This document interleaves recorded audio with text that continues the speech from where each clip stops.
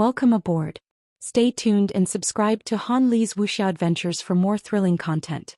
Chapter 21. He had already obtained Terrence's formcast model, so he didn't have to worry about breaking through to the Melder realm.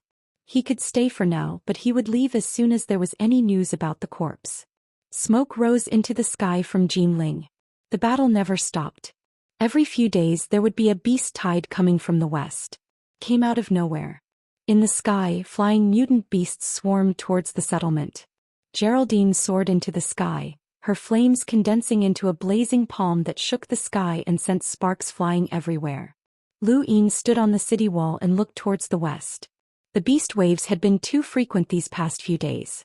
Had a powerful mutant beast appeared? Geraldine, support the southwest, he shouted. In the sky, Geraldine was gloomy. She was a genius from outer space, yet she was being ordered to do so. She wanted to refuse, but when she saw Lu Yin's cold eyes, she wisely carried out the order. She couldn't help but recall the scene from a few days ago. The day after visiting Zhou Xian, Lu Yin had suddenly suggested a spar and promised not to use the shockwave palm. Geraldine had only agreed when he'd promised not to use the shockwave palm, but the bastard had actually used the space render palm and almost crippled her. She was so angry that she swore never to spar with him again. Of course, she was also shocked by Lu Yin's strength. The shockwave palm wasn't too rare, but the space render palm was completely different. She knew of only one person of the same age who could use it. Varen, the strongest student in the first military academy. Lu Yin was the second. Boom. The blazing palm slammed into the ground, shattering several powerful mutant beasts. Geraldine gasped for breath. Although there were many mutant beasts after the apocalypse, not all of them attacked humans. Beasts had their natural instincts, and as long as no one invaded their territory, they rarely came out. This was one of the key reasons why so many survivors were still alive. But now the beast waves were becoming more frequent. Two mutant beasts rushed towards Geraldine from the front. Geraldine once again used his scorching fire palm and killed the two mutant beasts. Atop the city walls, Lu Yin frowned. This girl relied too much on battle techniques, which was actually limiting her development.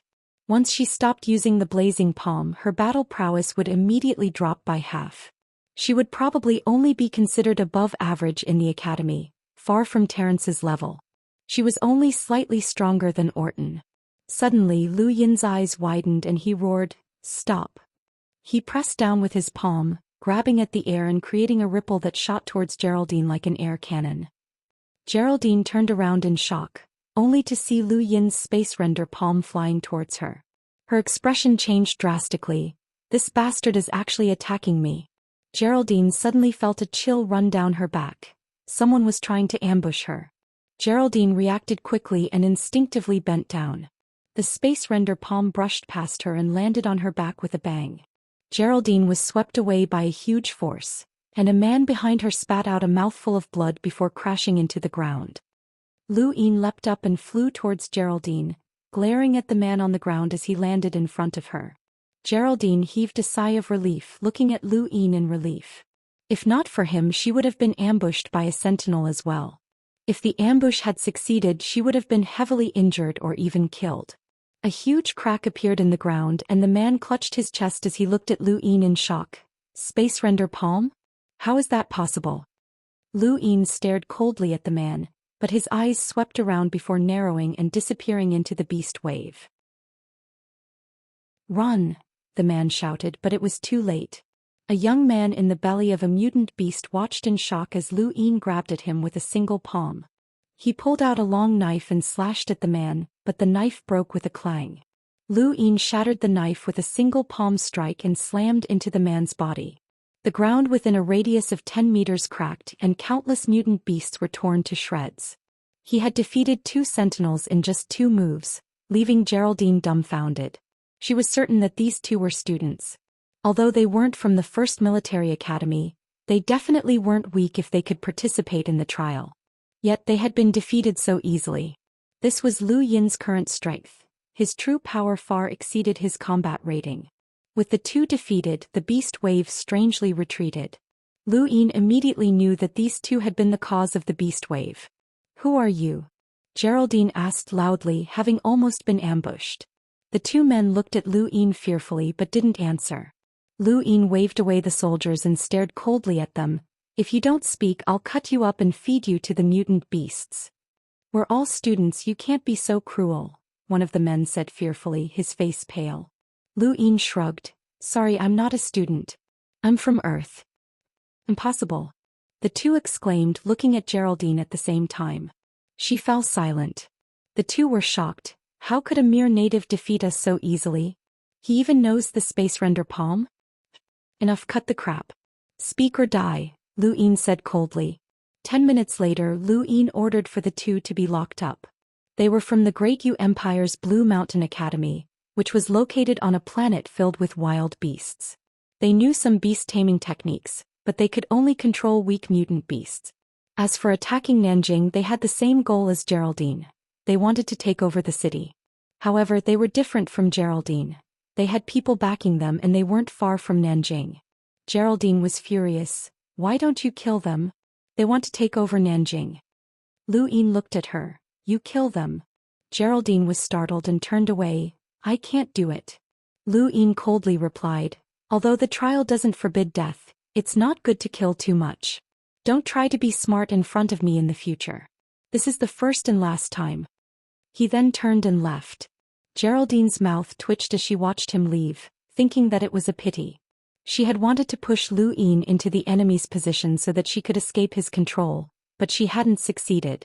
This bastard was smarter than she had imagined. Boss, the beast tide has retreated, Zhou Xian excitedly reported, his eyes shining. Lu Yin knew what he was thinking. Have you used up all the energy crystals I gave you? Zhou Xian was embarrassed. Yes, I've become a lot stronger. Don't rush to break through to the realm of sky, you don't have the ability for now. Try to immerse yourself in refining the energy in your body. Okay, boss. Zhou Xian could feel Lu Yin's concern. As for Lu Yin, he didn't want this person to lose his potential by absorbing too many impurities. That would make him worthless. Many large powers had ways to disperse their energy and cultivate again, and the current Zhou Xian was worth it. However, the higher one's strength, the higher the price. Thus, the stronger Zhou Xian was, the lower the price Lu Yin would receive in the future. Being in the realm of Earth was just right as long as it could protect his life. Zhou Xian's injuries had recovered considerably, and Lu Yin gave him some of Geraldine's healing medicine. What do you plan to do with those two aliens? He asked. Lock them up for now, they'll definitely be useful. You can also interrogate them and learn more about them. Zhou Xian nodded. I heard they're from Anhui? They're in the direction we're heading, so we might as well get rid of them. The direction we're heading? I've always been curious, why do you always want to head west? Lu Yin looked at him. You want to hear the truth? Of course. I'm going to Hubei to see someone, Lu Yin said. Hubei? Your relative? Zhou Xian was puzzled. Lu Yin smiled. You can say that. Zhou Xian nodded. All right, you saved Nanjing, so we'll go west if you say so. Right, Hubei isn't bad either, you can connect with Lu Xiaoga's Wuqing and work together to deal with the aliens. Lu Yin's eyes flashed. Lu Xiaoga? The light sage? What's he like? What do you mean, what's he like? Strength or personality? I'm curious, Lu Yin smiled. Actually, I don't know him that well. Although we've worked together before, we haven't interacted much. The one who knows Lu Xiaoga the best is Luo Xing Bai Shui. From what I've heard, the two seem to have something going on. Lu Yin frowned. Something going on? Are they married? Nope, we have a good impression of each other, Zhou Xian replied uncertainly. He then smiled at Lu Yin and asked, Have you seen Bai Shui before? Lu Yin shook his head. Zhou Xian looked up at the sky and pointed at the clouds. Bai Shui looks like that. Lu Yin looked up and followed Zhou Xian's gaze, feeling rather lost. Bai Shui, a hibiscus from clear water, a natural sculpture, the goddess of the Luo River, a picturesque beauty. Lu Yin stared at Zhou Xian as if he had seen a ghost. You know how to use idioms. Welcome aboard. Stay tuned and subscribe to Han Li's Wuxia Adventures for more thrilling content. Chapter 22. Zhou Xian rolled his eyes. That's not something I said, it's something everyone agrees on. Bai Shui is known as the most beautiful woman in all of China, bar none. Celebrities, internet celebrities, socialites, and school beauties can't even compare to a single finger of hers. Zhou Xian laughed strangely. I didn't believe it at first, but after seeing her I'm convinced. This woman was born to be worshipped, and it's not an exaggeration to call her a goddess." Lu Yin laughed. "Is it that exaggerated? Goddess? What arrogance, a native will always be a native. If you see Starsibyl you'll kneel and lick her feet," Geraldine suddenly interrupted. Lu Yin sneered. "I don't want to hear the word, native, coming out of your mouth again. Go guard the door." Geraldine snorted and left, not daring to challenge Lu Yin again. Zhou Xian felt awkward. It wasn't good to be overheard by another woman. "Brother Zhou, please continue," Lu Yin said. Zhou Xian coughed. "There's not much to say. Lu Xiaoge is handsome and Bai Shui is beautiful. They're a perfect match." "What about their strength?" Lu Yin asked curiously. Zhou Xian shrugged. "Lu Xiaoge and I are both 4 lower sages while Bai Shui is one of the 3 upper sages. Although it's said that Lu Xiaoge is cautious and good at hiding his strength, he can't be much stronger than me." Lu Yin nodded in understanding. Zhou Xian's words implied that he didn't know much about Lu Xiaoge, but Lu Yin could tell that he had a good impression of Lu Xiaoge.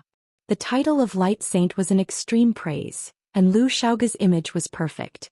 Outside of Lu Yin, who had survived by chance, only the dead could understand Lu Xiaoge's darkness.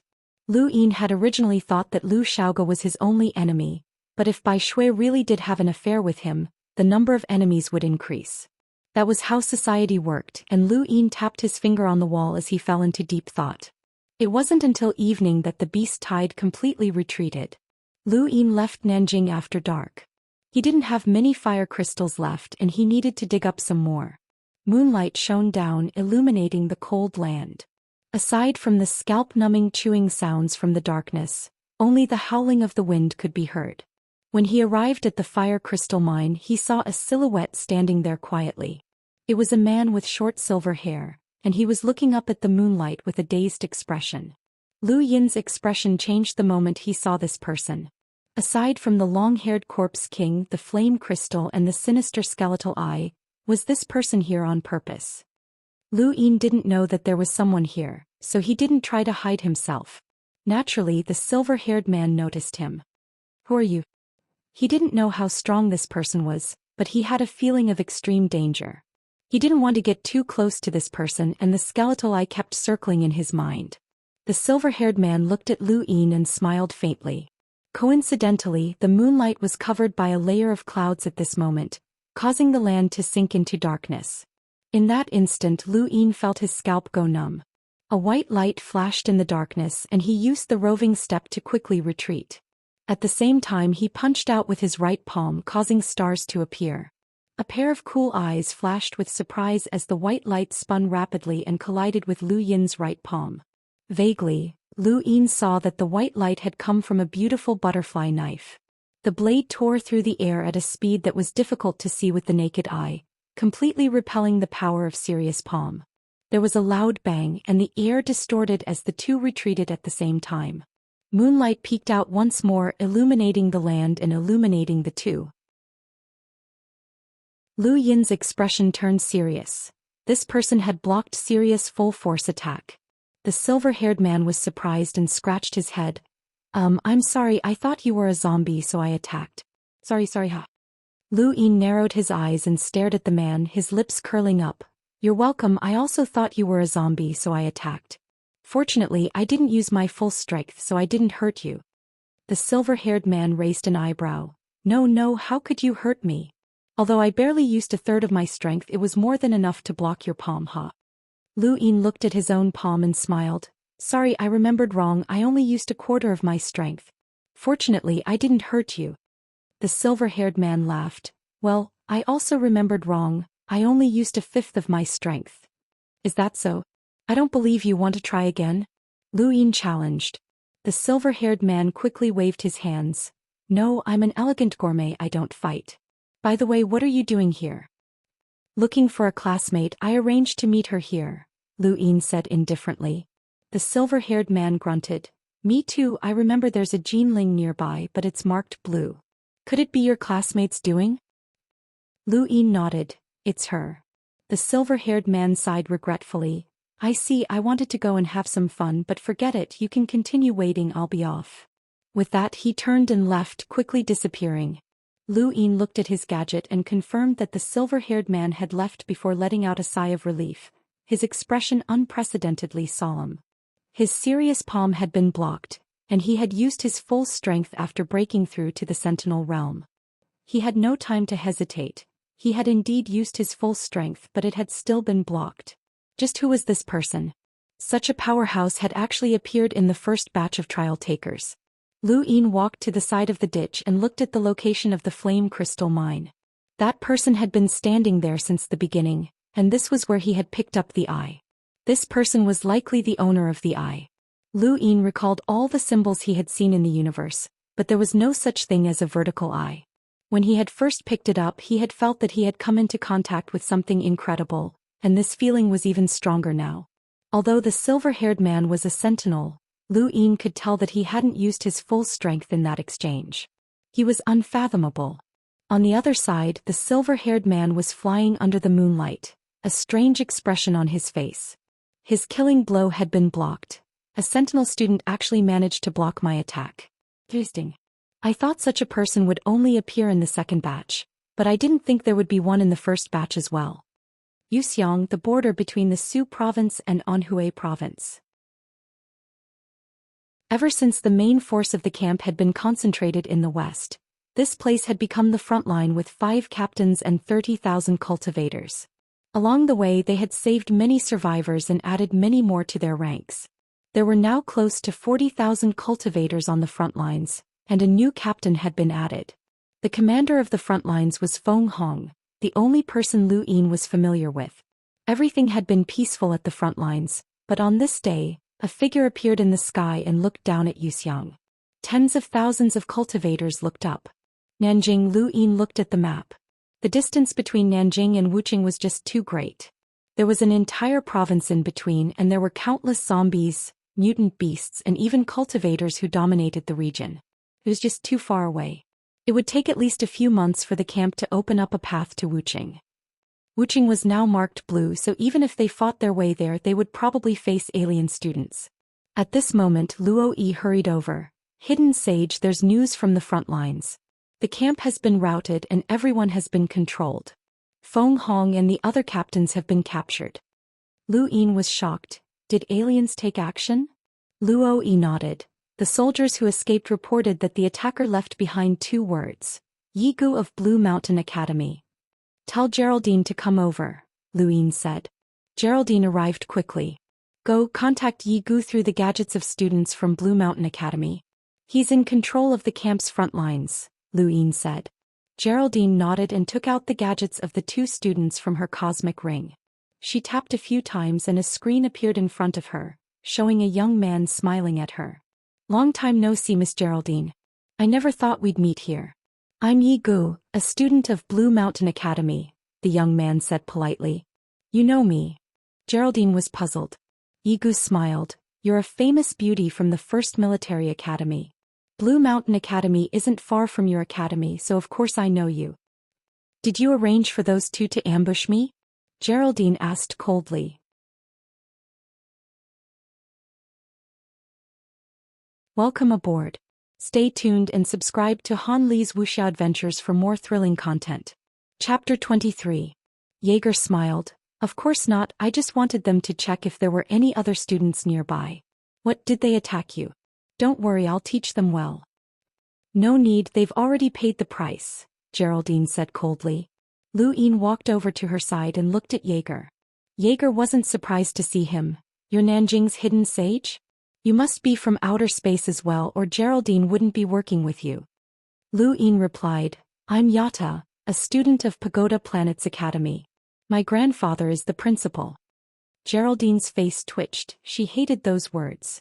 They were the reason why she had let her guard down around this bastard. Jaeger froze. What are you trying to say? Lu Yin showed a hint of pride. I'm rich, release my people and I can give you a lot of resources. Jaeger laughed. Pagoda Planet? Never heard of it, I don't care who you are, I just want to work with you. Work with you? Lu Yin was surprised. Jaeger grew serious. I found a Gale crystal mine nearby, but it's been occupied by a group of mutant beasts. They're all sentinels and will be difficult to deal with, so I need help. How much? Geraldine asked. Jaeger shook his head. I'm not sure, but a conservative estimate would be a few dozen cubic meters.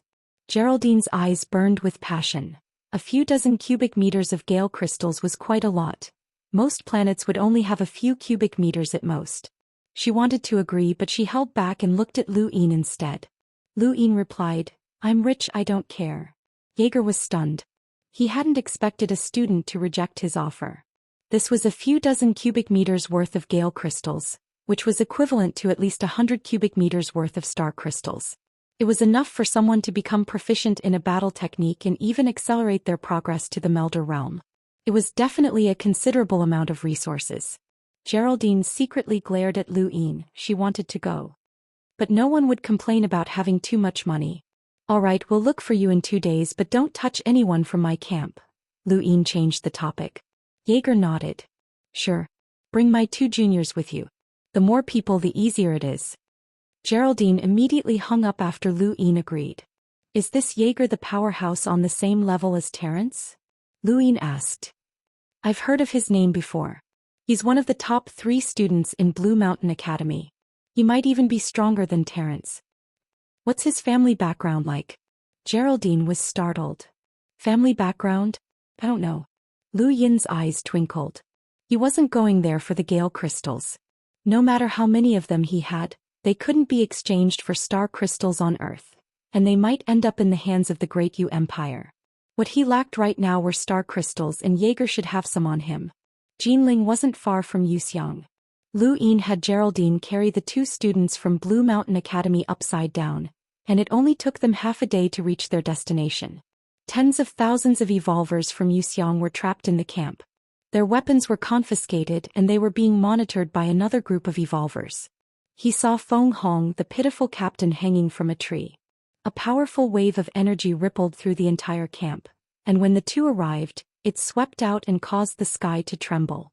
Lu Yin knew that this was Jaeger's show of strength, but he also wanted to test his own strength. Not only was such a show of strength useless, but it would also expose his own strength. Jaeger's energy wave was powerful, even slightly stronger than Terence's, but Lu Yin didn't mind. A barking dog didn't bite, and only the silver-haired man's methods of killing were terrifying. Geraldine stepped forward and blocked Jaeger's energy wave, causing the air to distort and an invisible crack to appear in the ground that separated the camp from Lu Yin's group. Feng Hong and the other captains looked up and saw Lu Yin, their eyes filled with shame. Lu Yin didn't care about them, instead focusing on the man who was slowly rising into the air. Plap, plap. As expected of the belle of the military academy, Geraldine's strength is amazing. Jaeger praised, his eyes filled with undisguised greed. Geraldine snorted. Is this how Blue Mountain Academy treats its guests? Jaeger smiled. I apologize for my rashness. He looked at Lu Yin with contempt. Lu Yin had just become a sentinel, so his energy wasn't strong enough to attract Jaeger's attention. Can you 2 release my juniors now? Jaeger looked at Geraldine, assuming that she was the leader of the 2. The 2 captured students wanted to speak, but their mouths were sealed. They could only give him looks to remind him of Lu Yin's strength, but Jaeger didn't understand. That depends on your sincerity, Geraldine said coldly. Jaeger shrugged. All right, let's talk at the camp. Soon a few people appeared in the camp. Jaeger took out a map and pointed to a mountain 100 kilometers away. The Gale crystal is there, but it's surrounded by a group of mutated birds. There are at least 5 sentinels in the group, which is what the natives call the realm of sky. There's also a group of seekers and there's a lot of them. What do you plan to do? Geraldine looked at Lu Yin and asked Jaeger. Jaeger replied, the 5 of us can deal with them, but it'll be too tiring. I've thought of a way to get the natives to lure the birds out, then use the planet's firearms to blow them all up. Lu Yin's gaze turned cold, startling Geraldine. That way the natives will be dead for sure. Jaeger smiled. It doesn't matter if they live or die, it'll be easy for us. Even if we don't send them to their deaths, we can still succeed, Lu Yin said calmly. Jaeger looked at Lu Yin with amusement. Brother Yata, the lives of these natives are not worth your attention. Once the trial is over, the evolvers among them will be sent to the battlefield. Some of the more talented ones might even become the slaves of influential students, while the pretty ones might become maids. The rest will just be cannon fodder, so there's no need to worry about them. Actually, it's better for them to die here and they might even thank us. Lu Yin did not say anything as Earth's fate had already been decided long ago. From the moment the trial began, everyone on Earth had been under the observation of the Great Yu Empire and the Universe Youth Council. Only an extremely small number of people with innate gifts would be treated fairly, while the rest would be cannon fodder. Jaeger was right. Jaeger looked at Geraldine. All right, I've shown my sincerity. Can you let them go now? Geraldine looked at Lu Yin but he said, wait a moment, I have another question. Jaeger's eyes flashed coldly. What is it?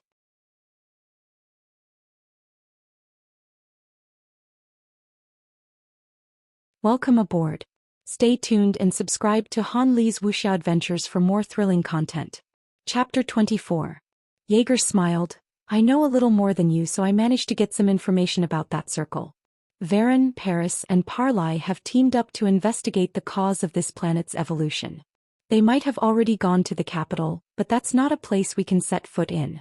I'll be satisfied with just occupying an area and finding a mine. There's no need to fight those monsters. Parlai? Parlai from planet Third Gravity? Geraldine exclaimed, her face pale. Jaeger's gaze turned serious. That's right, Parlai. He's famous among the Great Yu Empire's youths and he almost joined the Great Yu Youth Council. He's a peak sentinel with a power level of 3,000. Lu Yin was shocked. He hadn't expected this group of students to have been unprepared. They had been silently assigned to different tasks, and only the top powerhouses would complete the missions. Vesta and Orton were at the bottom, while Geraldine was barely at the level of Terrence and Jaeger. The top powerhouses weren't even in the Su province. They were closer to the capital where the cruelest training grounds were. As far as I know, there are 3 top teams in the Chinese region on this planet.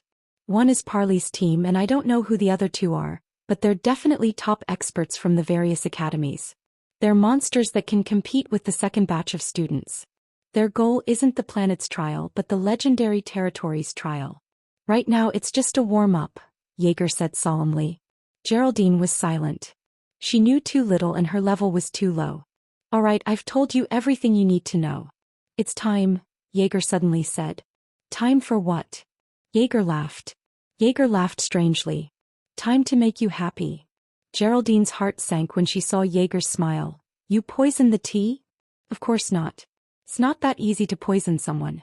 Gadgets can detect the composition of substances to a certain extent. What I used is good stuff.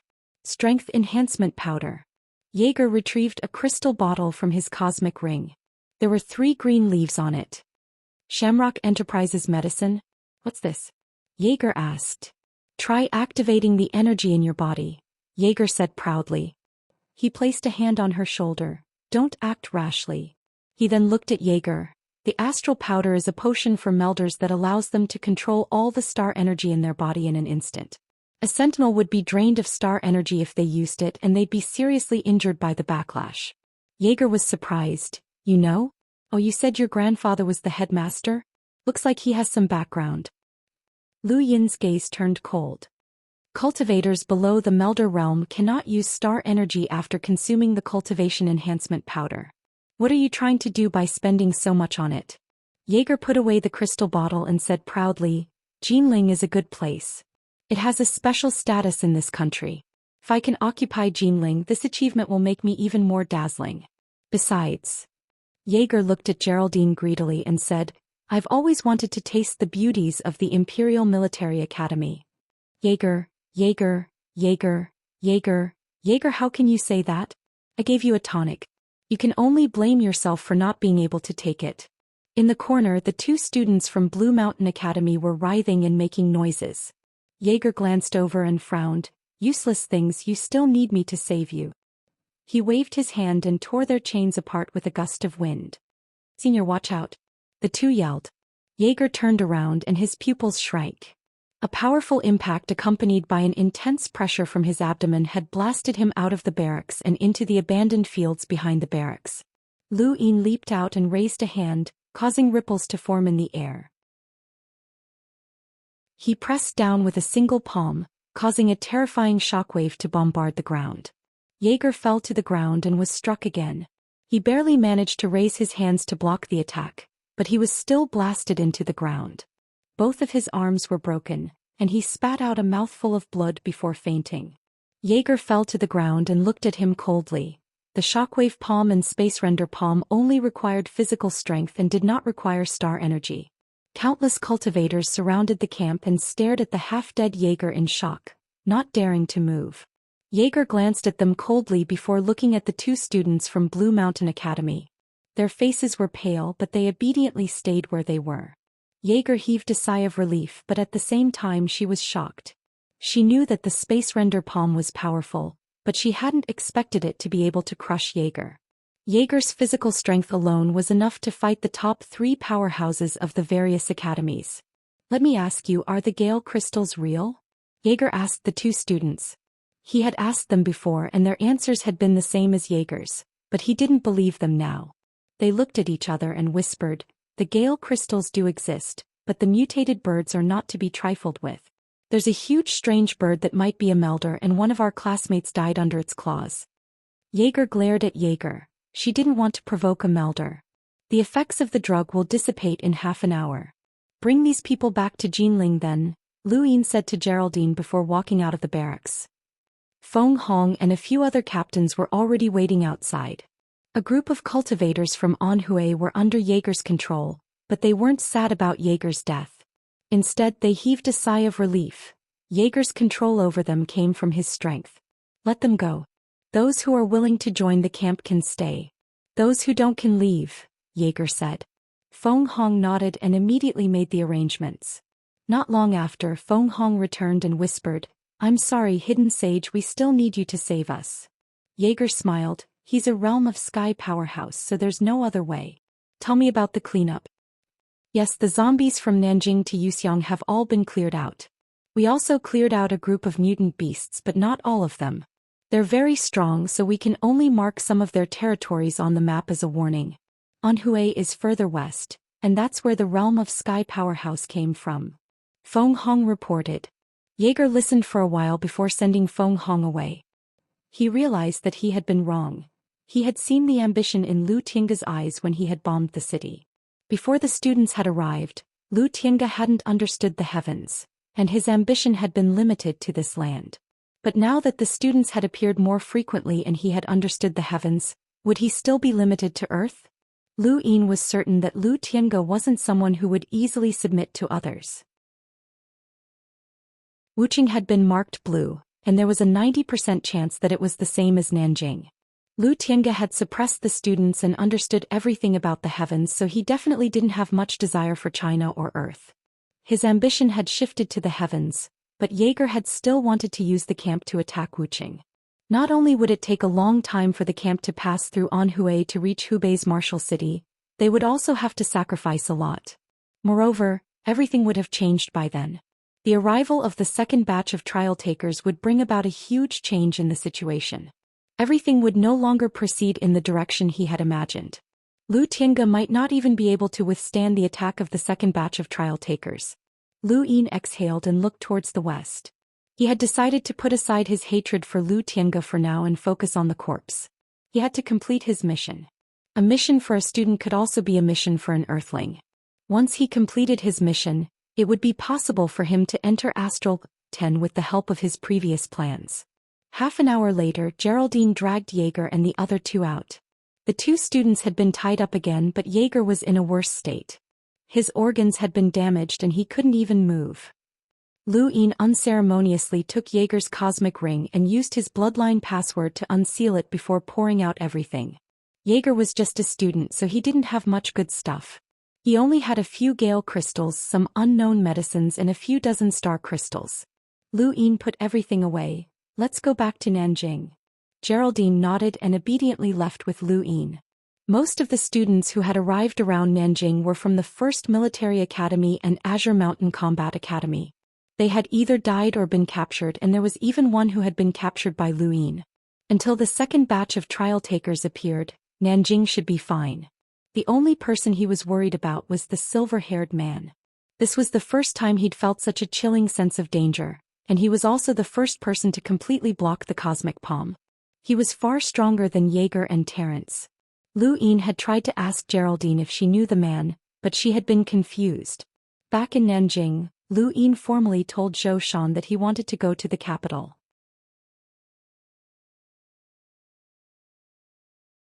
Welcome aboard. Stay tuned and subscribe to Han Li's Wuxia Adventures for more thrilling content. Chapter 25. Why the capital? It's the same everywhere. Zhou Xian didn't understand. Lu Yin didn't mention anything about the mission, only saying, I want to find the truth about the apocalypse and that corpse. Zhou Xian shook his head. There's no need for that. The explosion turned everything within 10 kilometers of the capital to dust. Even though the apocalypse descended, there were still people who rushed to the scene to investigate, but they didn't find anything.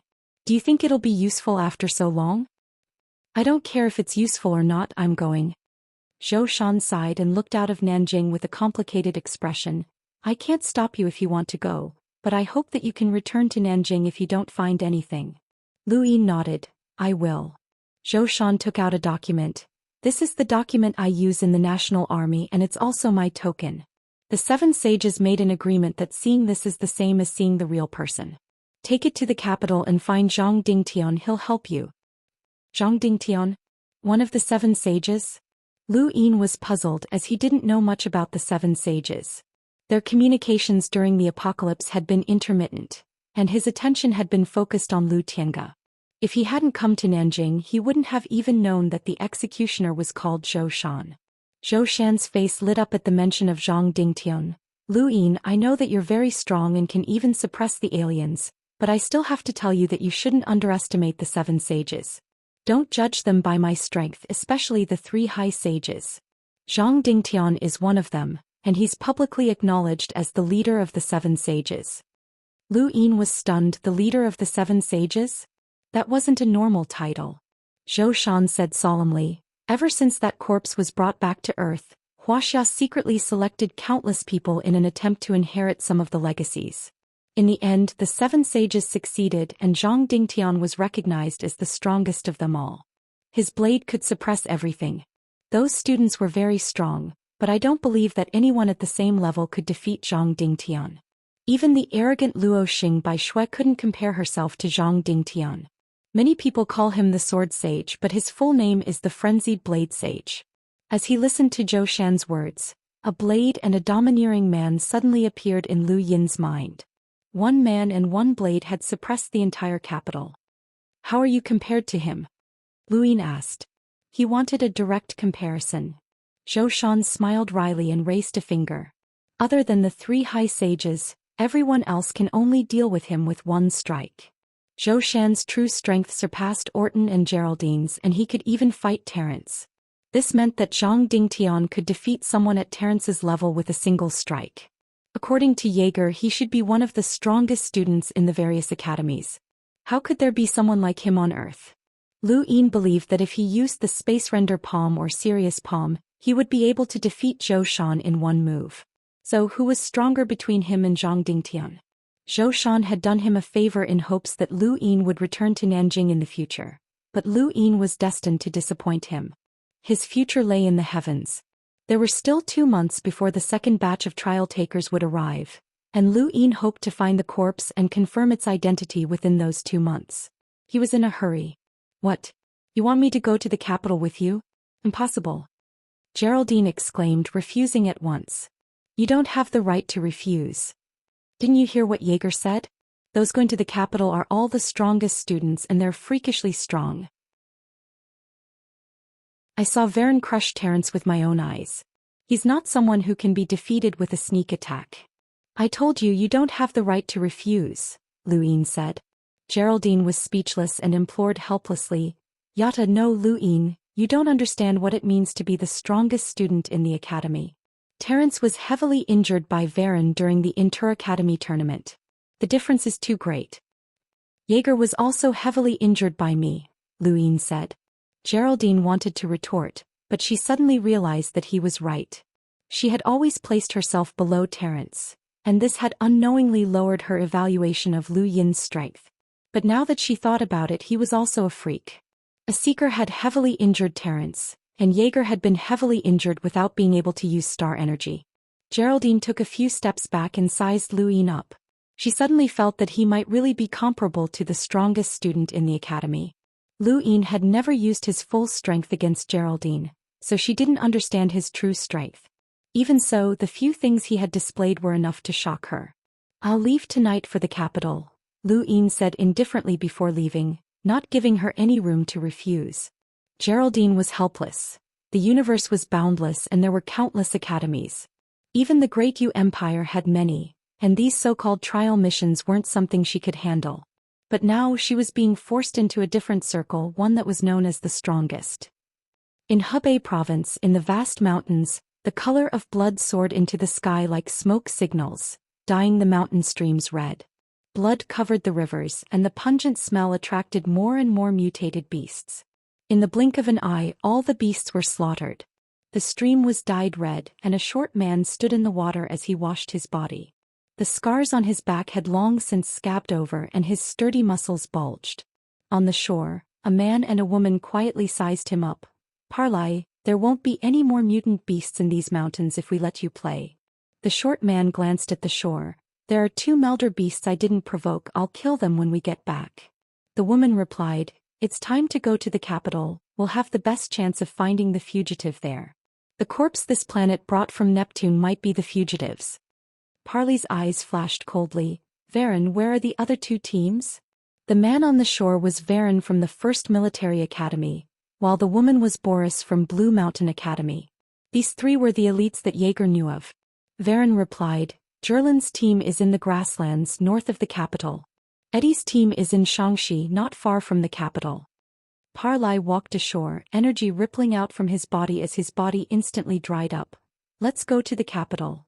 The 3 left, leaving behind the corpses of countless mutant beasts, including quite a few sky beasts. North of China, the endless grasslands swayed in the wind. From above it looked like green waves dancing under the sun, exceptionally beautiful. On the grasslands a woman raised her hands and breathed in deeply. "It's so fresh, this is the smell of the grasslands." Not far away a 2-meter-tall man with green skin glanced at her. "What's so good about the smell of feces?" "You're sick." "Bauer, what did you say?" The woman's ears were sharp and she immediately glared at him. The green-skinned Bauer smiled. "Nothing, it smells good, it smells good." The woman was pleased. "At least you know your place. Let's go to the capital. I heard that the people of this planet found a corpse from a primitive planet. It should be a fugitive." "All right," Bauer replied, looking up as the endless grass ahead suddenly parted as if it had a mind of its own. In Xianxia, 2 people wrapped in black robes slowly walked through the endless yellow earth. From time to time strange and ferocious mutant beasts would charge out of the soil and disappear. Under the black robes, one of the men with scales on his forehead had a cold gaze. With every step he took, the yellow earth became incomparably dry, as if all the moisture had been sucked away. After 100 meters, the ground he had walked through had cracked and turned into dust. All the mutant beasts inside had been sucked away, leaving only their skins behind. "I don't like this place, we should have landed in the ocean. There's no other way, we have to come to the capital to complete the mission. I know you were born at the bottom of the sea, but get over it. We can leave soon. I've sacrificed so much, anyone who dares to stop me from completing the mission will be killed. Even if all the natives of this planet die, they can't stop me. Of course no one can stop us." In the northeast, snow and ice covered the horizon, and the white world stretched as far as the eye could see. In this endless white, a pair of red boots slowly stepped forward. Her back was facing the wind and snow, revealing a devastatingly beautiful face. Her eyes were as bright as the stars, and they almost melted this frozen world. She was Bai Shui, the Luoxing of China, the Luo River. This was the Blue Camp, the Luoxing's Blue Camp. On the snowy ground, 3 figures were kneeling on the ground. Their faces were twisted and they seemed to be in extreme pain. One of them forced himself to raise his head and look at the beautiful woman before him in fear. His lips trembled as he asked, "You, a mere native, how can you be so strong?"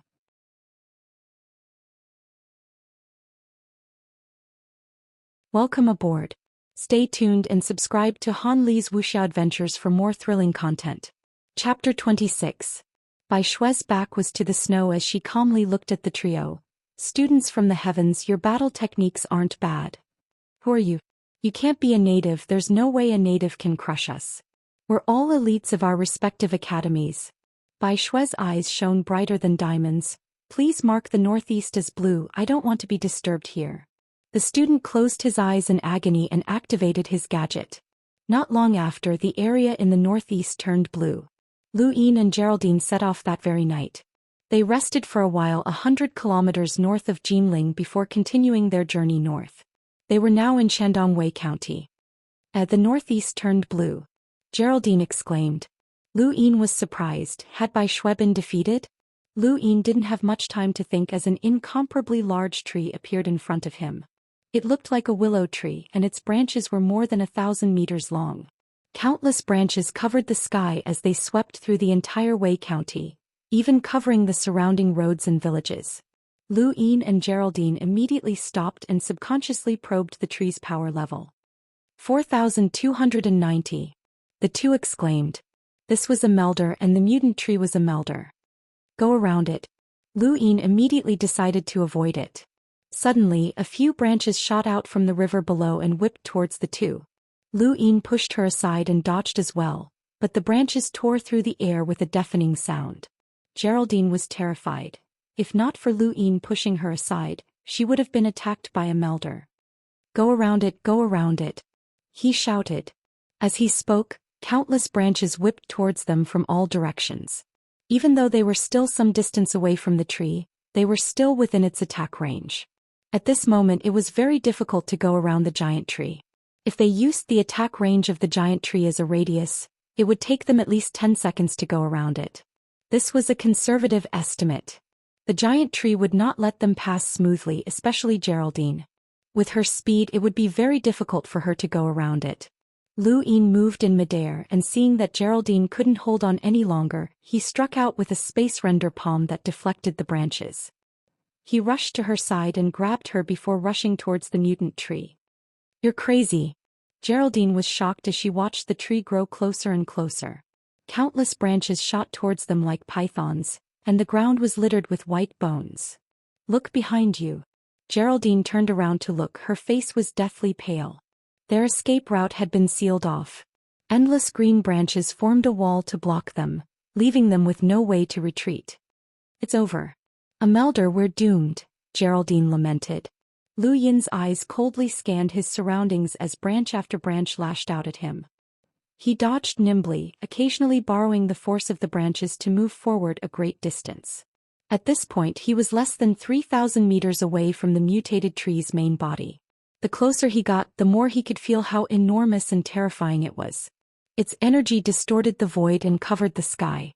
He was glad that he wasn't up against an intelligent creature. Although this mutated tree was powerful, its attacks were purely instinctive, which allowed him and Geraldine to survive safely. However, they wouldn't be able to last much longer. Geraldine took out a dozen flame crystals from her cosmic ring and smashed them into the ground, setting the ground ablaze. Lu Yin was speechless. You want to burn it? Geraldine was bitter. Let's try. Maybe it's afraid of fire.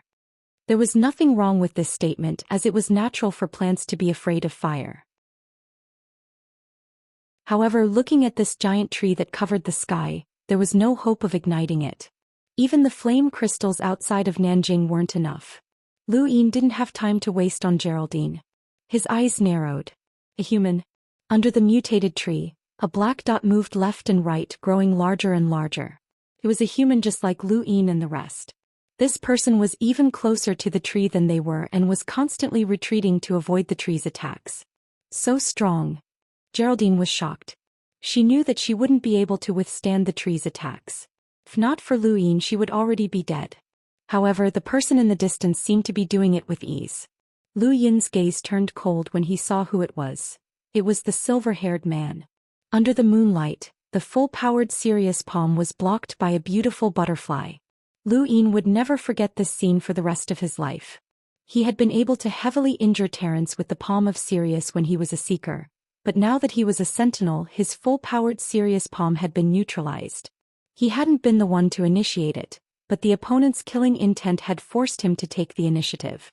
He had been completely passive in that moment, unable to even grasp his opponent's strength. Yo, classmate, we meet again. The silver-haired man's eyes lit up and he smiled. Geraldine was puzzled. Did they know each other? What a coincidence, Lu Yin said as he dodged the tree's whip. The silver-haired man nimbly dodged the tree trunk. Unfortunately, I've been trapped for a while. If you guys had headed north, there's a high chance of meeting me. It's fate. You know we're heading north? Lu Yin raised an eyebrow. Of course, the silver-haired man replied matter-of-factly. I also know your destination. It must be the capital, right? Lu Yin's eyes narrowed as he tried to guess who this person was. Was he the strongest person in one of the academies that Jaeger had mentioned? Careful! Geraldine cried out as dozens of branches whipped towards the silver-haired man from all directions. The silver-haired man smiled at her in a friendly manner, a beautiful butterfly appearing in his right hand. The butterfly knife flung out in a dazzling manner as it flew towards the tree trunk. With a soft whooshing sound, the tree trunk was pierced through, and the silver-haired man rushed out unscathed. He turned around and smiled at Geraldine again before looking at Lu Yin provocatively. Lu Yin hugged Geraldine tightly, and under her horrified gaze, he raised his hand and slapped at the tree trunk that was attacking them. Stars appeared from his palm, and the tree trunk exploded under the force of his palm, allowing him to walk out unscathed. I didn't sleep well last night, so I used 30% of my strength, Lu Yin said calmly. The silver-haired man's mouth twitched. I used 20% of my strength. You remembered wrong, I used 10%. Lu Yin refused to back down. The silver-haired man snorted. I used half of my strength. Geraldine was speechless. Were these two competing? At this juncture? Lu Yin didn't know why, but he felt an indescribable sense of danger when facing the silver-haired man. The butterfly knife hovered above his head, ready to fall at any moment. Lu Yin subconsciously wanted to make this person wary, but he wouldn't act rashly if he didn't know the situation. Countless branches appeared from all directions once more, sealing off the space around them. Lu Yin said to the silver-haired man, "Let's work together and attack the main body or there'll be no end to this." The silver-haired man nodded. I was too tired from playing a few days ago, or I could have dealt with it myself. Lu Yin replied, "If we weren't in a hurry, I would have liked to test my palm strength on it." The silver-haired man's lips curled up as he stepped on a branch and rushed towards the main body. Lu Yin threw Geraldine towards the flames on the ground, "Be careful," and rushed towards the main body as well. The two weren't far from the main body, arriving in the blink of an eye. Surpassing the Sentinel realm was an important step in one's cultivation. Becoming a melder proved one's initial strength and touched upon the limits of the human body. Cultivators in this realm would remain stagnant for a long time until they broke through the limits of the human body. Most of the elite students were sentinels and very few were melders. Those who could fight against melders were even rarer. Although the tree wasn't a sentient being, it was enormous and had a vast amount of energy. Defeating it was even more difficult than defeating an ordinary melder. The silver-haired man wielded the butterfly. The butterfly knife flickered with white light as it shot towards the tree like a meteor. Lu Yin unleashed his cosmic palm with all his might, and another fledgling star vaguely appeared. This was his second star, and once it was fully formed, its power would skyrocket once again. The two attacked the main body of the tree at almost the same time. The butterfly knife and Sirius palm struck the same spot, causing the sturdy surface of the tree to gradually crack. With a bang, the two pierced through the tree and rushed out a few hundred meters, floating in the air as they looked back. The huge mutated tree slowly collapsed, countless branches crashing down to the ground and covering the river. Lu Yin and the silver-haired man both turned to look at each other, sensing the strength of their opponent even more clearly than before. This person has grown even stronger, the same thought appeared in their minds at the same time. On the other side, Geraldine was the most shocked. Mutant plants were easy to dodge but difficult to kill due to their powerful defenses. Even though she hadn't fought Varen before, she was certain that he wouldn't be able to harm the tree. Yet these two had done so. They were comparable to, perhaps even stronger than, the strongest in the academy.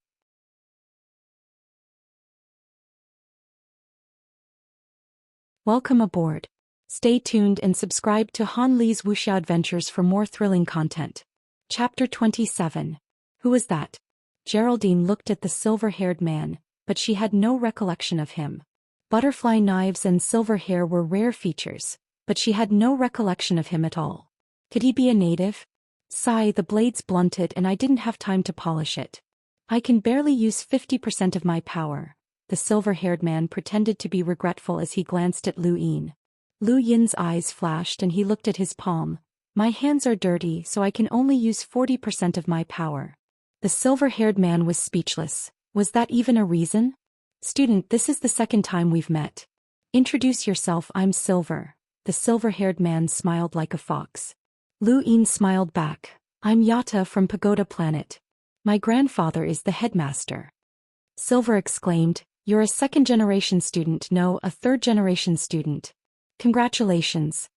Lu Yin smiled. You're welcome, I like your silver hair. I like it too. Right, I have something to do, so I'll be leaving first. See you again, Yata. Lu Yin smiled. See you again, Silver. Silver quickly disappeared over the horizon. Geraldine flew over and asked curiously, which school is he from? Lu Yin shook his head. I don't know, let's go. Wait, you don't want the energy crystal? Geraldine stretched out her hand, revealing a white crystal the size of a finger that reflected the sunlight. It's not suitable for absorption, but it can be used as a source of energy for weapons. It's not bad after all, it's a melder. Lu Yin took it without hesitation. Let's go, let's continue on our way. He then flew north with Geraldine.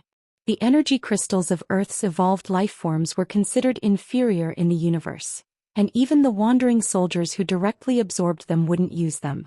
There were too many impurities that would affect their cultivation, and they weren't of much use to Lu Yin himself. Dai was also very picky about its food and wouldn't absorb inferior energy crystals. Lu Yin planned to accumulate more and sell them for star crystals later. Silver flew towards the east and stopped after a certain distance, looking back with a puzzled expression. What battle technique is this? You've only just broken through to the Sentinel realm and yet you're able to block me. It's an unfamiliar battle technique, but it's strong. I'll have to check it out when I get back. Doomsday had arrived and countless ordinary people in Beijing had turned into zombies. The country's top management had all died in a huge explosion, leaving Beijing without a leader. Fortunately, the head of the Seven Saints, Zhang Dingtian, had appeared to suppress the chaos and disperse the zombies, thus saving Beijing. Even so, Beijing was only left with less than a third of its original area, and the surrounding area had fallen into the endless tide of zombies. There were too many people in Beijing and the number of zombies was close to 10 million, far more than Jinling. Even after half a year, Zhang Dingtian still couldn't eliminate the zombies with the combined strength of more than 100,000 evolvers. The capital was like a giant beast surrounded by countless ants. It clearly had the strength to crush the ants, but it was trapped and unable to move. Capital City was fortified with 10-meter-tall steel walls.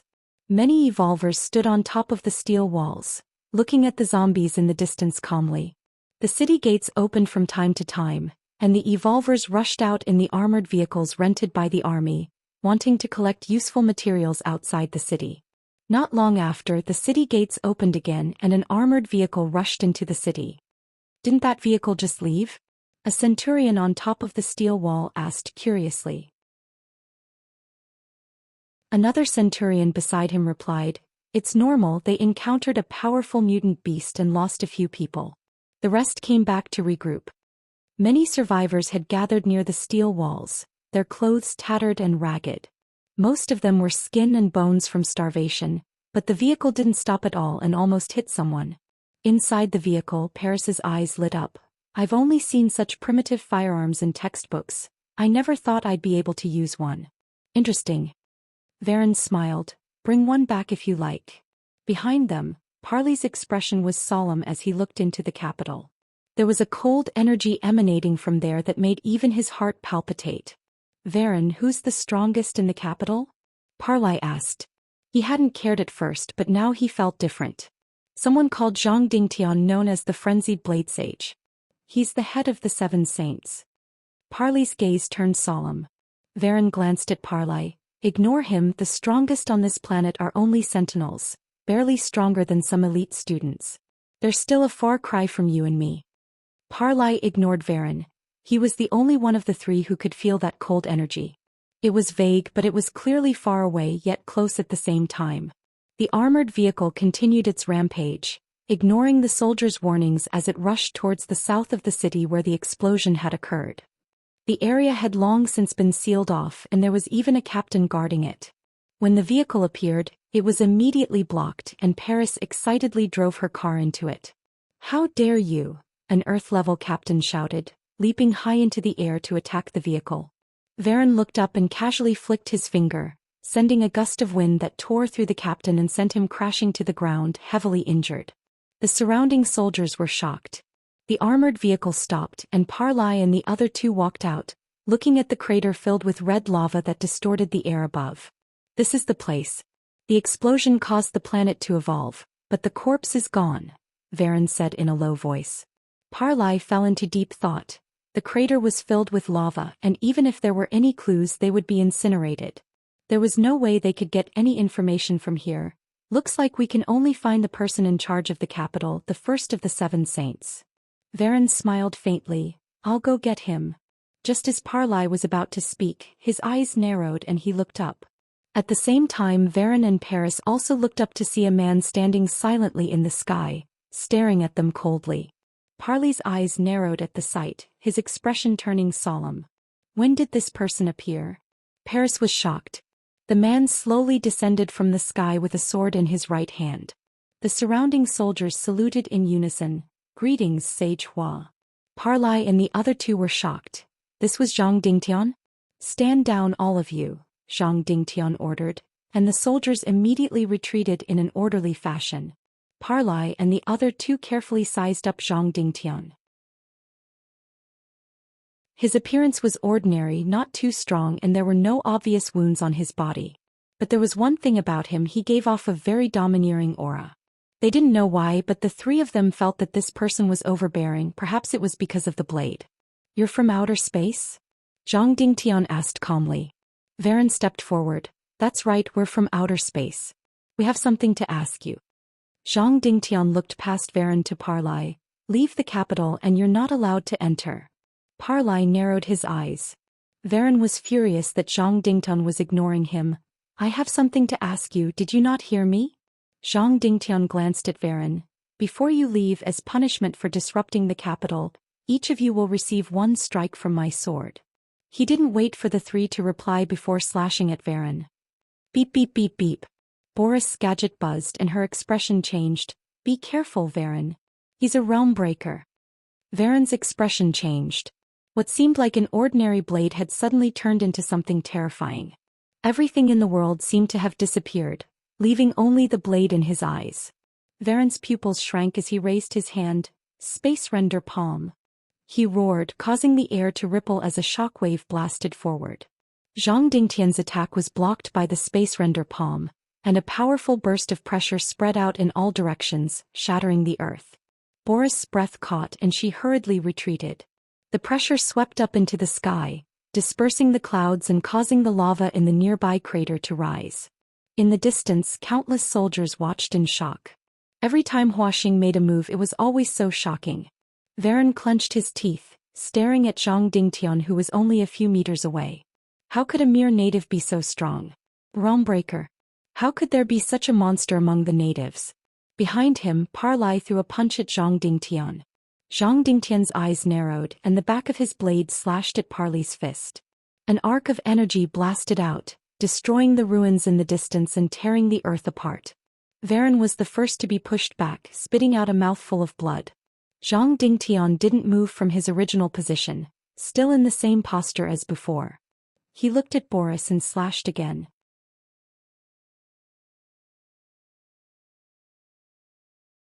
Welcome aboard. Stay tuned and subscribe to Han Li's Wuxia Adventures for more thrilling content. Chapter 28. Paris's eyes narrowed as she quickly retreated. She hadn't expected the native to still have the strength to attack her after being attacked by Parlai and Varen, but it was too late by the time she reacted. The slash left a huge gash on her abdomen, blood dripping down her clothes and onto the ground. Pain engulfed her nerves, causing her to unconsciously fall to one knee as cold sweat broke out on her forehead. 1 man and 1 blade had suppressed the capital. Frenzied blade Huaxing, the first of the 7 sages. Parlai and the other 2 finally understood why he was the strongest person on Earth. They couldn't understand how Earth had given birth to such a terrifying character in just half a year of evolution. Realm breakers were rare even in the Great Yu Empire. Realm breakers were powerhouses who could display power one level above their current realm. Their gadgets were set very strictly, and even if they were at the peak of their current realm, they might not be able to display the power of a higher realm with the help of battle techniques. Parlai was a peak sentinel with a battle value of 3,000, but even if he used battle techniques and had the power to fight melders, it was impossible for him to reach a battle value of 301. It was like a wall that separated sentinels from melders.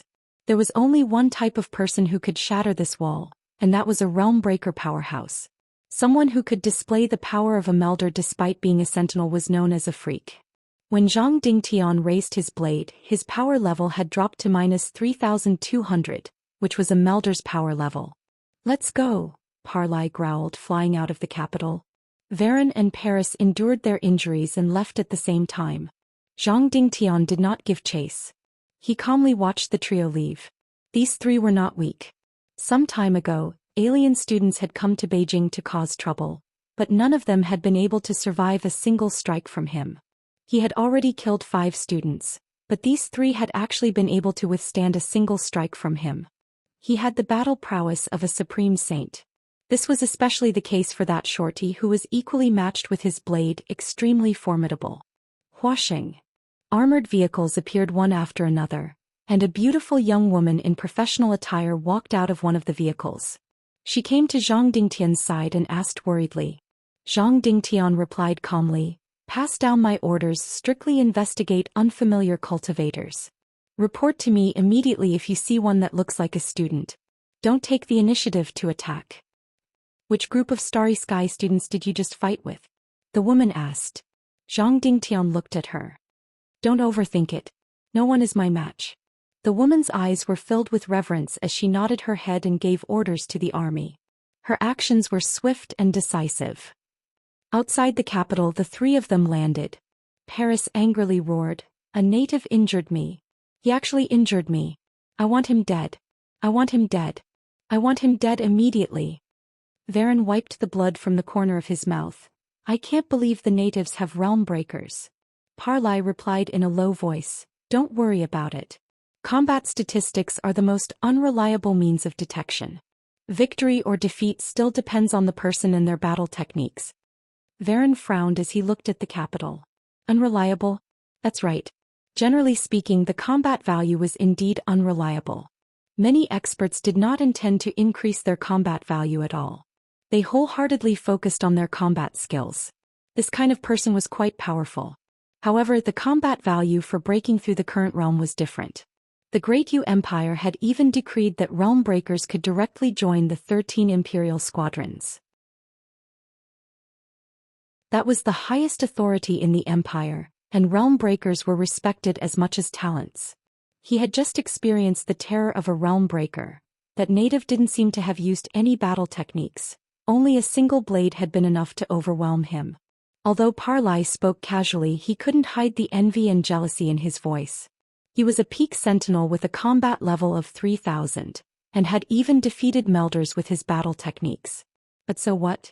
He still couldn't break through that barrier and raise his combat level to 301. That level had trapped countless geniuses, and now he was seeing it in a native. "I won't let him go. A native actually dared to injure me." Paris was immersed in her hatred, her eyes flashing with bone-deep hatred. "I'm going to trigger a beast wave." Parley's eyes narrowed, but he didn't say anything. Varen agreed from the side. Clues to the fugitive must be hidden in the capital. Zhang Dingtian might know, but a direct confrontation isn't wise.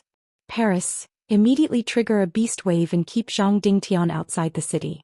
Parlai and I will look for clues." Paris nodded, licking the corner of her lips before rushing off into the distance. A day later, Lu Yin and Geraldine arrived at Hebei. They heard that the capital had been attacked by a beast wave, and that the area outside was filled with mutant beasts and zombies. There are close to 10 million zombies outside, so there shouldn't be a beast wave. I remember Jaeger saying that Paris is here as well. Could she be the one behind it? Buin guessed. That's possible. Students from Blue Mountain Academy all know how to tame beasts, and as the strongest in the academy, Paris must be extraordinary. Lu Yin's gaze turned cold. If it really was her, then she couldn't be allowed to live. It's actually a good thing. As long as the people in the capital don't come out, it should be fine, Geraldine said. If Geraldine could think of this, then Paris could as well. Why would she still trigger a beast wave? Within the capital, countless soldiers were running around to relieve the soldiers. The beast wave and zombie wave had a certain impact on the capital, with the occasional flying beast causing cries of alarm. On top of a tall building, two silhouettes were looking outside the city. In the distance, a slash swept across the sky, cutting a flying mutant beast in half. Blood sprayed high up in the sky. That's Zhang Dingtian, number 1 of the 7 sages. He's really powerful, Zhurlin exclaimed. Beside her, Balor said solemnly, he's stronger than me. Nonsense, he's a realm breaker. Even if you and I work together, we might not be able to beat him.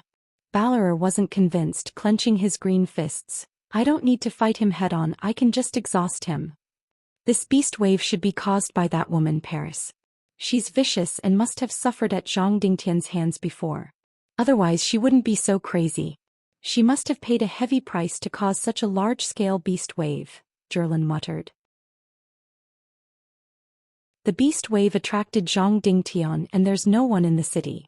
Parlay and Varen might be looking for clues about the fugitive, Balor suggested. Zhurlin immediately activated her gadget and exclaimed, wow, 5 sentinels. One of them is a melder, Zhang Dingtian, the other 4 should be Parlay, Varen, Eddie and Hayden. They're all here, this is going to be interesting. Balor's expression turned serious. Eddie is here too? That's troublesome, he's very strong. Zhurlin replied, Eddie entered U Academy through an exception and defeated the strongest of 30 academies. That's his record. It's a little troublesome, but it's fine. What do you think Zhang Dingtian will do if we leak this information to him? Balor frowned. Betray our own people? Zhurlin rolled her eyes. There's no such thing as own people. We're competitors. Besides, the Empire sees us and the Earthlings as trial takers. There's no such thing as betrayal. Balor nodded. I can use the plants to hold back the beast wave and free up Zhang Dingtian. Then it's decided. Zhurlin was overjoyed. On the other side, 2 figures wrapped in black robes stood in an abandoned hotel. Eddie, I can sense Balor's aura. His plant aura is very strong, one of the black-robed men spoke up, his lips curling into a cruel smile. The other black-robed man spoke in a deep voice. There are 7 sentinels in the city, including us. There's also Paris outside, so there are 8 sentinels gathered here. It'll be a bit troublesome, but it won't be too hard to kill. The only problem is Zhang Dingtian. There's actually a realm breaker among the natives. Unbelievable. Leave Zhang Dingtian to me, I want to see what a realm breaker is like. The black-robed man looked up excitedly, his eyes flickering with green light. Atop the steel city walls, Zhang Dingtian's expression was solemn as he watched the endless zombie wave and beast wave in the distance. It was like a meat grinder, with creatures dying every second as blood and gore filled the air. The zombies were weak and could be easily torn apart by the mutated beast's claws, but their venom was strong and the beasts suffered heavy losses as well. 10 kilometers to the east, Paris's face was pale as she excitedly looked into the distance. Go more. I'm going to use the beast tide to bury this city. A mere native actually dared to injure me? I'll make you pay the price. She didn't notice that a cold air had appeared beneath her feet at some point. Although the temperature wasn't low, there was a layer of white frost in the air. Still staring at the distant battlefield, Paris adjusted her clothes. Why did it feel a little cold?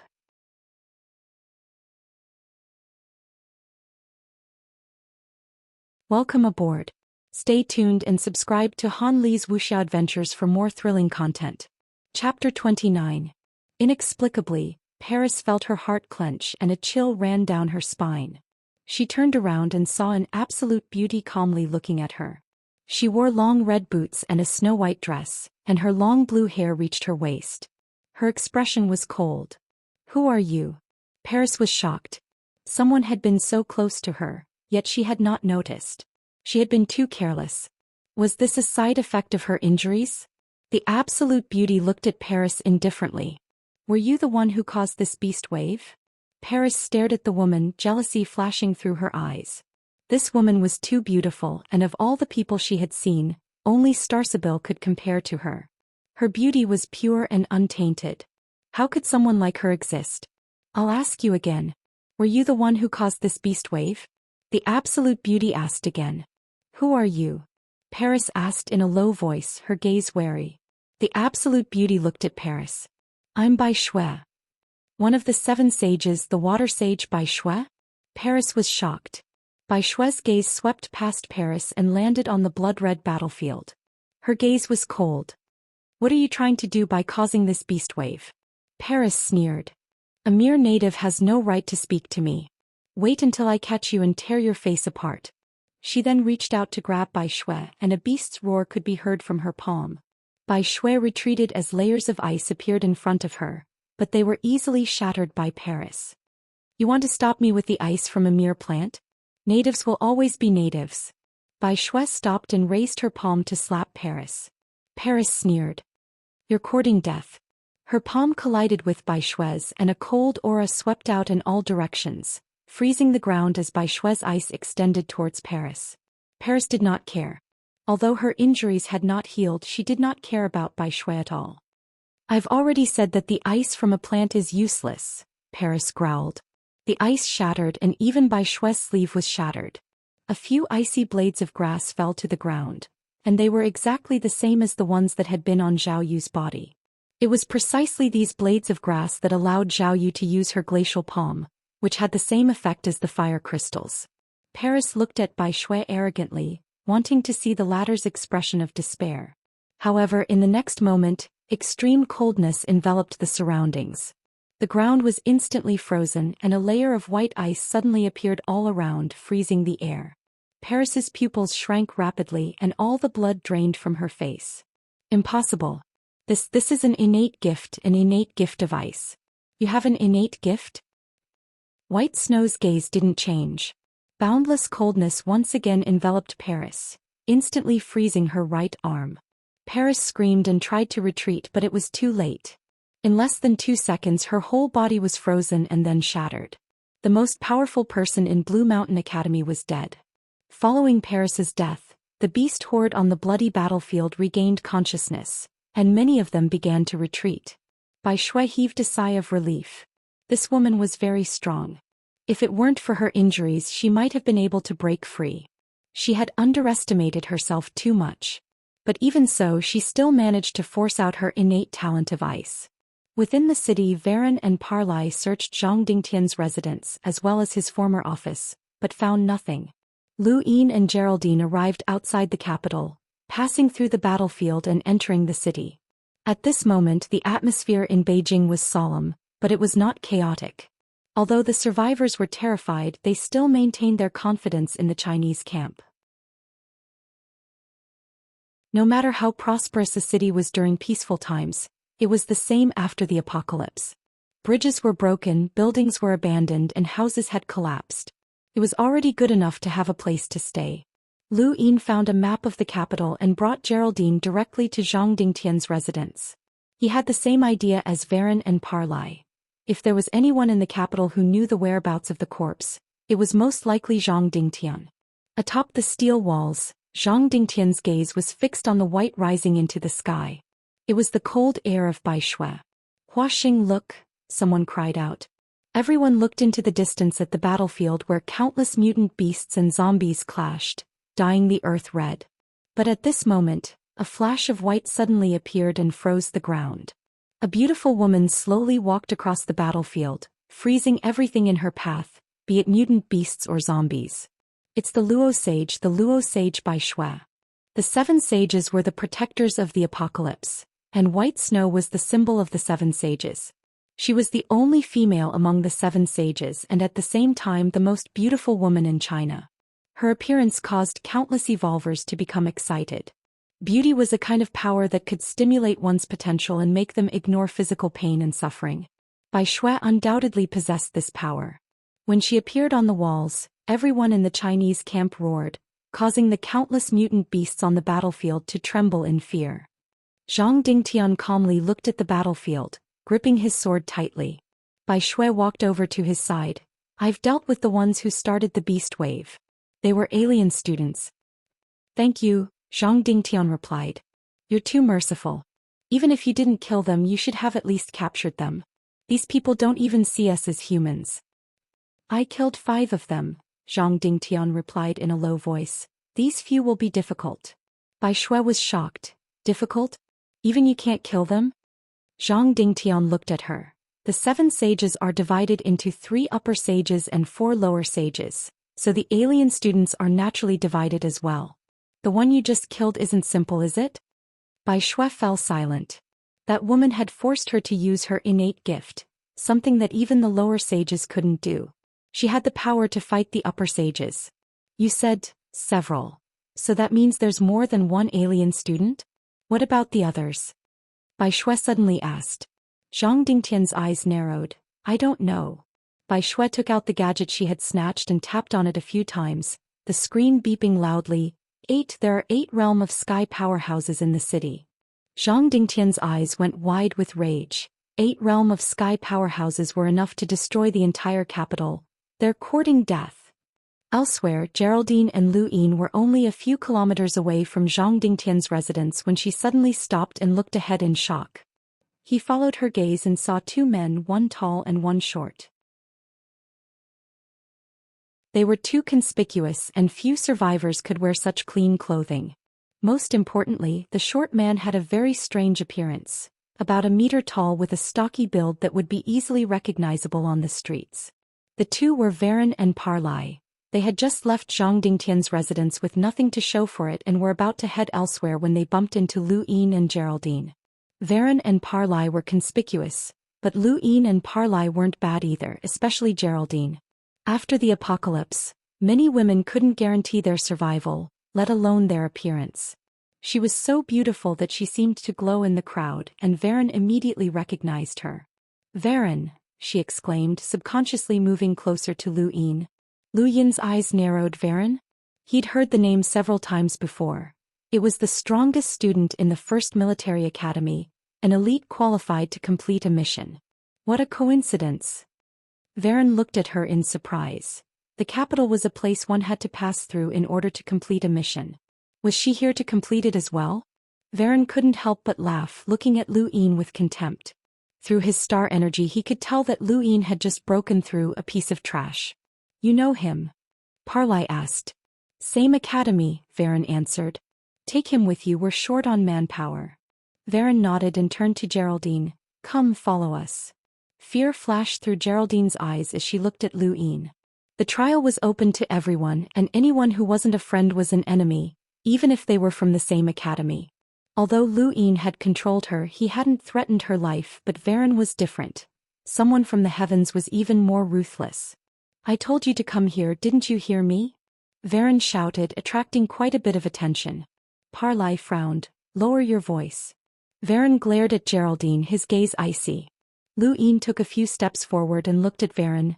Who are you talking to? Don't you know it's noisy? Varen froze, not expecting Lu Yin to dare say such a thing. He sneered, I don't know which academy you're from, but you'll be removed from the list today. He pressed down with a palm, causing the air to tremble and ripples to spread out in all directions. Many survivors were sent flying before they could even react. Lu Yin raised an eyebrow. Space render palm? He pressed down with a palm of his own and struck out with a similar palm. At the same time Varen struck out with his own.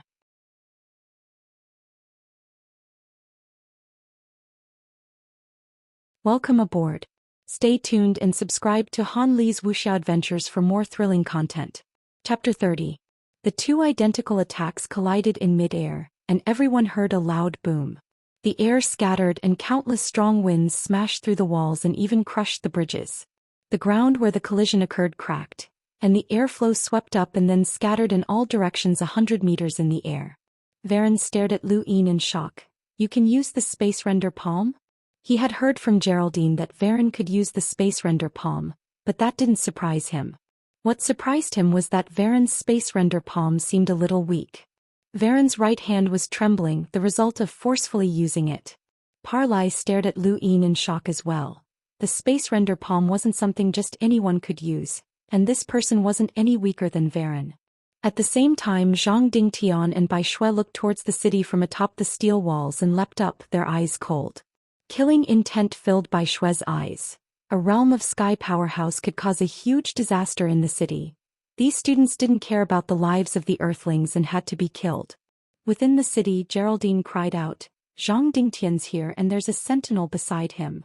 Lu Yin didn't mind but Parlai frowned, and this quickly Zhang Dingtian's here. Varen's eyes narrowed, his ring armor covering his body as he leapt towards Lu Yin and lashed out with a kick so fast that ordinary people couldn't even see it.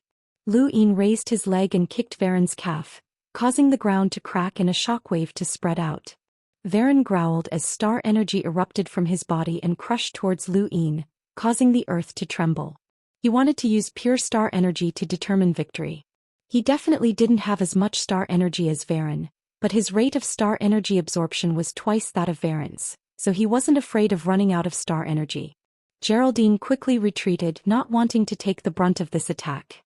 In the distance, Parley's gaze turned cold as he charged towards Geraldine, reaching out to grab her. She grit her teeth and crushed several flame crystals, causing a surge of flames to spread across the ground. Blazing palm. Flames gathered in her palm and shot towards Parley. Parley's gaze was cold and arrogant, but he didn't change his stance. Geraldine's blazing palm was scattered by a single palm. The difference was too great. Her flames were too weak for Parley.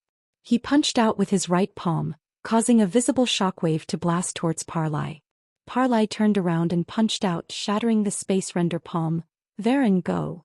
Varen laughed, his figure flickering as he rushed into the distance, increasing his speed once more. Lu Yin snorted and rushed towards Varen with the roving step, raising his palm to summon the stars. Varen's expression changed as he felt an inexplicable sense of danger. He stared at Lu Yin's palm and dodged without hesitation, but the cosmic palm was not so easy to evade. Stars revolved around Lu Yin's palm, and everything in the area was sucked in like a star. Parley was shocked, even he was shocked by this attack. Bang Varen's space render palm was completely shattered, and his body was sent crashing into the ground like a meteor.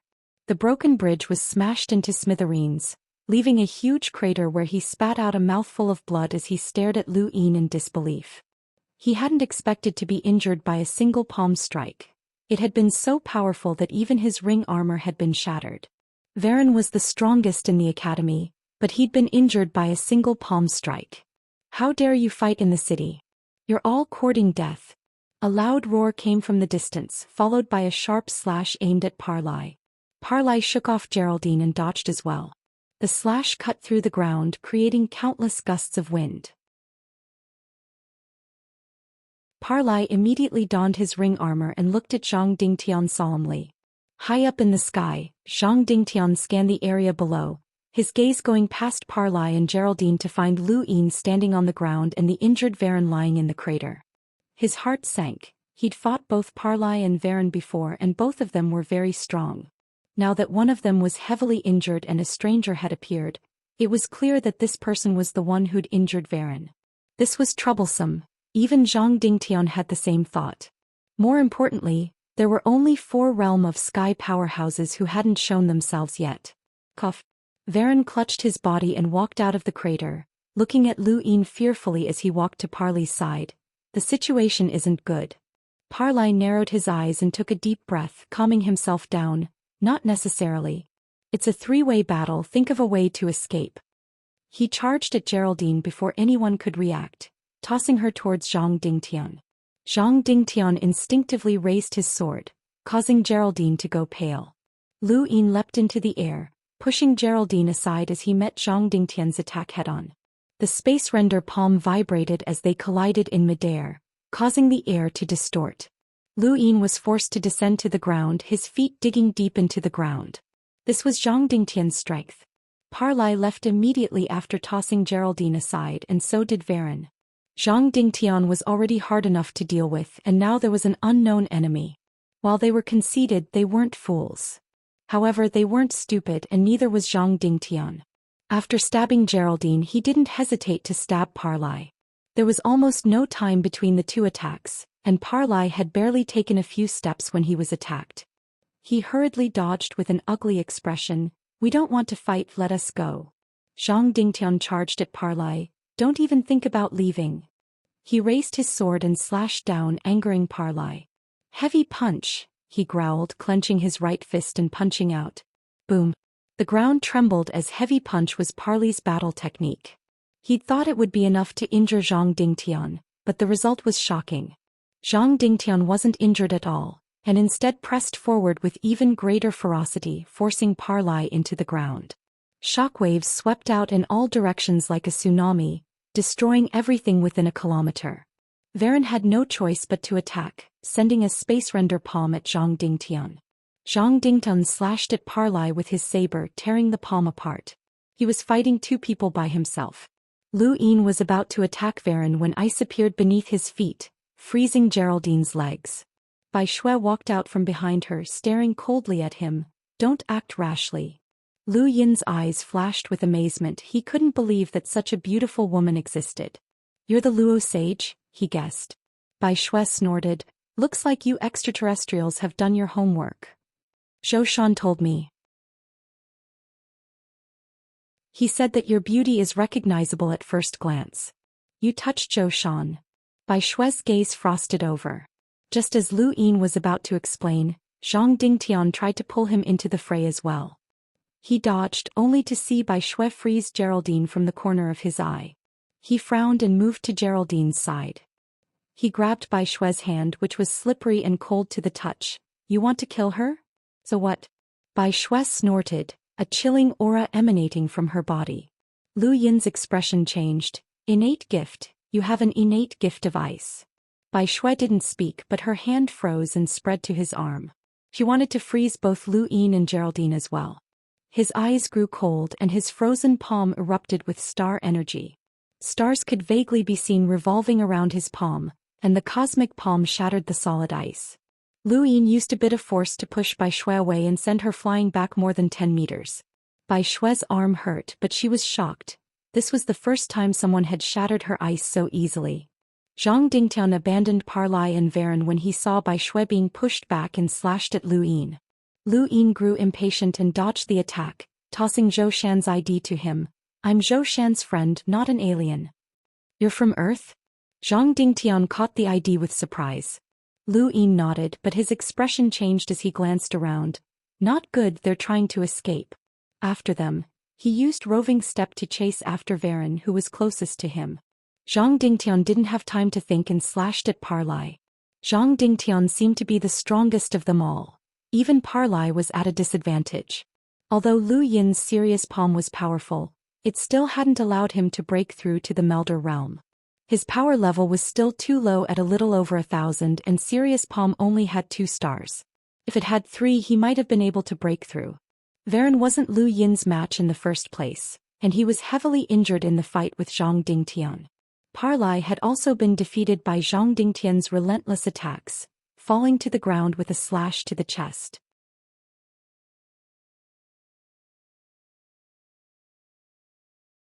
Welcome aboard. Stay tuned and subscribe to Han Li's Wuxia Adventures for more thrilling content. Chapter 31. The battle hadn't been extensive, but it had been shocking. The students were the strongest in their respective academies, and such battles were rare even in the Great Yu Empire. An elite like Geraldine couldn't even interfere. This battle had allowed him to recognize his own strength. He had the power to suppress Varen, one of the strongest students in the academy. Zhang Dingtian raised his sword to cut down the 2 lying on the ground, but Parlai was stopped by Zhang Dingtian. These people can be used as bargaining chips in future negotiations. Zhang Dingtian was puzzled. "Chips? Negotiations?" Lu Yin nodded and solemnly said, "You should know that these students came to Earth for the trial. Although the trial doesn't prohibit life and death, the students who dare to participate all have extraordinary backgrounds. We can use their lives to negotiate with the upper echelons of the Great Yu Empire." Bai Shui stared at him coldly. "Their lives in exchange for Earth's freedom?" Lu Yin nodded. "Planetary evolution sounds nice, but it's actually a way for the Great Yu Empire to recruit. As long as Earthlings aren't valued, they'll be sent to the battlefield. Whether it's between the Great Yu Empire and other empires, or in the outer realms, it's far crueler than the trial. Even space-exploring powerhouses might not be able to survive there. These students can increase the number of survivors on Earth." Zhang Dingtian fell silent and sheathed his sword. A trace of sorrow flashed through Bai Shui's cold eyes. They had thought that Earth was the only intelligent life form in the universe, but everything had changed after the corpse on Neptune. Earth was just a primitive planet under the Great Yu Empire's surveillance. So what if they could explore outer space? They had just learned how to walk and everything was under surveillance. Now they were facing a terrifying apocalypse, not from mutant beasts or zombies, but from the Great Yu Empire. Countless people would be sent to the battlefield at the end of the trial, and even the 7 sages were probably just high-ranking soldiers. Geraldine stared at him in shock. She hadn't expected him to have such a plan. It wasn't just asking a tiger for its skin, but he also dared to negotiate with the Great Yu Empire's upper echelons. No native had ever dared to make such a request, but she had to admit that it might be useful. She didn't know about the others, but Varen had a powerful background. Someone from his family even held a position in the 13 Imperial squadrons. Ahem, you're thinking too simply. The Great Yu Empire's military is renowned throughout the universe for its iron fist, and it won't accept threats from natives, Parlai mocked. Luin looked at him. You don't have to worry about that. Just stay alive. All of you are bargaining chips. Parlai smiled disdainfully. These natives had no idea what the Great Yu Empire was like. Bai Shui looked at him suspiciously. Using students to threaten the Great Yu Empire might be useful, but doing so would put this person at the center of the storm, and there was no way the Great Yu Empire would tolerate him. Did he have something to rely on? No one would selflessly contribute to others, and Bai Shui was secretly wary of Luin. Boom! Suddenly, a loud explosion came from the north. Zhang Dingtian looked to the north and his expression changed. Science and Technology Department. Not good. He then rushed north. At this moment 2 figures flew towards the west in the sky. Parlai looked up at the sky, gritting his teeth. Eddie Hayden. Zhang Dingtian took to the skies and immediately saw the 2 flying west. At the same time, 2 others also took to the skies from another direction, following closely behind Eddie's group. Zhang Dingtian's eyes turned cold, energy rippling out from his body as he raised his sword. The energy that had shaken the sky disappeared at the same time, and the sword itself caused countless people's scalps to go numb. A sharp aura rose from the depths of his heart, threatening to cut the world apart. The clouds in the sky were torn apart and the world fell silent. Luin was shocked. A battle technique. No, this was his strongest attack. In the west, Eddie and the rest turned back, their expressions changing. Zhang Dingtian had been hiding his strength, and although it wasn't a battle technique, it was very close. Don't hesitate, run. Eddie barked. Zhurlin and Balor were shocked. This native is going against the heavens, run. A cold glint flashed through Zhang Dingtian's eyes and he slashed out with his sword. Under the shocked gazes of countless people in the capital, the huge attack swept towards the west, cutting the sky apart and distorting the air. The sharp energy caused everyone to hallucinate as if the sky had been cut apart. Eddie, Hayden, Zhurlin, and Balor all turned around to face the attack. However, the attack was torn apart in an instant, turning into 5 shockwaves that disappeared into the sky. Eddie's expression turned grave, his eyes filled with disbelief. Hayden's black robes had been torn apart, revealing his scaly upper body. A streak of blood at the corner of his mouth was dazzling under the sunlight. Zhurlin panted heavily, staring at Zhang Dingtian in shock. Balor was the most miserable of them all, spitting out a mouthful of blood. His already green skin turned even greener and there were even cracks on the surface of his body. Go! Eddie barked once more, charging towards the west. Hayden looked at Zhang Dingtian unwillingly, but also flew towards the west. Zhurlin and Balor didn't say a word, following closely behind. Zhang Dingtian stood tall in the sky, his domineering aura radiating from him. One man and one blade caused the entire area to fall silent as countless people cheered in reverence. Geraldine was stunned. There were actually such a powerful native, a realm breaker. This was definitely a realm breaker, a monster that few sentinels in the Great Yu Empire could match. Lu Yin narrowed his eyes. Zhang Dingtian's attack had left him in a state of shock. He didn't know how strong his serious palm with 3 stars would be, or if it would be enough to defeat Zhang Dingtian.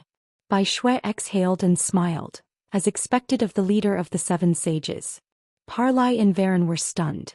This was a realm breaker. They had underestimated Zhang Dingtian. If they had known he was this strong, they would never have attacked him in the capital. Zhang Dingtian turned and flew towards the capital's Institute of Science and Technology, one of the most important places in China. Lu Yin and Bai Shui hurriedly chased after him. Geraldine also grabbed Parlay and Varon and chased after him. The Institute of Science and Technology was located in the north of the capital. The corpse brought back by Neptune had been handed over to the Institute for safekeeping, but for some reason it needed to be moved. The top brass of China, including number 1, were present at the moment of the transfer, and only they had the authority to give the order. It could be said that the Institute of Science and Technology was the origin of everything. Parlay and Varon had been so focused on searching for Zhang Dingtian's residence and number 1 that they hadn't even thought of the Institute of Science and Technology. Only Eddie had thought of it. When they arrived at the Institute of Science and Technology, the first thing they saw was wreckage and corpses. Zhang Dingtian clenched his fists and ordered the army to seal off the area and search for survivors. Hua Xing, President Lian wants to see you, a soldier reported. Zhang Dingtian was delighted. He's still alive? He had the soldier lead the way. There was a depression a few kilometers away from the ruins of the Institute of Science and Technology, the entrance to the Institute of Science and Technology. It was also sealed off by the army, and an old man in a white lab coat was leaning against the wall, drinking water. Beside him was a beautiful woman in a black business suit. Huan Sha, how's the president? Zhang Dingtian asked. He's fine, just a little frightened, she replied. What frightened? I just sprained my ankle, the old man grumbled unhappily. Yes, it's just a sprained ankle. Zhang Dingtian looked at the old man. What happened, President? Lu Yin's group appeared at the same time. Bai Shui looked at him strangely. He just searched through Parlay and Varon's cosmic rings in front of her, taking everything that could be taken. Lu Yin took it as a matter of course. He had contributed to this battle and was poor, so he couldn't afford to waste anything. Parlay and Varon's star crystals added up to 1 cubic meter, so he could roll his die again. Lu Yin grew excited at the thought, wondering what he'd get this time. President Lian had Zhang Dingtian disperse the army, but he waved his hand and shooed Huan Sha away, leaving only Geraldine, Lu Yin and Bai Shui behind. Geraldine was reluctant to leave, but Eddie had rushed west after leaving, so she wanted to know what he'd discovered. Lu Yin glared at her and only then did she leave unwillingly. Bai Shui stared at Lu Yin from the side, clearly wanting him to leave. Ignoring her, Lu Yin looked curiously at President Lian. And this is? President Lian looked at Lu Yin and asked. I'm here on behalf of Zhou Xian. Bai Shui was speechless.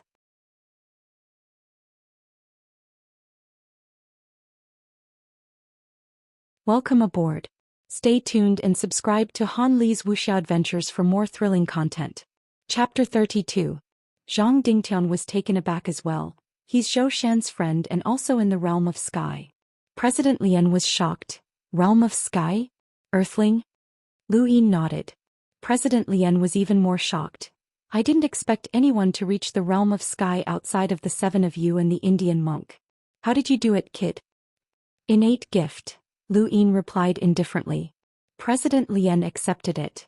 There seemed to be no other explanation. What happened, President? Bai Shui asked. President Lian sighed. The technology department was breached and all the information was taken by that kid. What information did he get? There doesn't seem to be anything that caught his attention, Zhang Dingtian asked. President Lian shook his head and frowned. I don't know either. He connected the gadget to the technology department's photon computer and was overjoyed. It's a gadget, Bai Shui said solemnly. This is alien technology that far surpasses Earth's technology.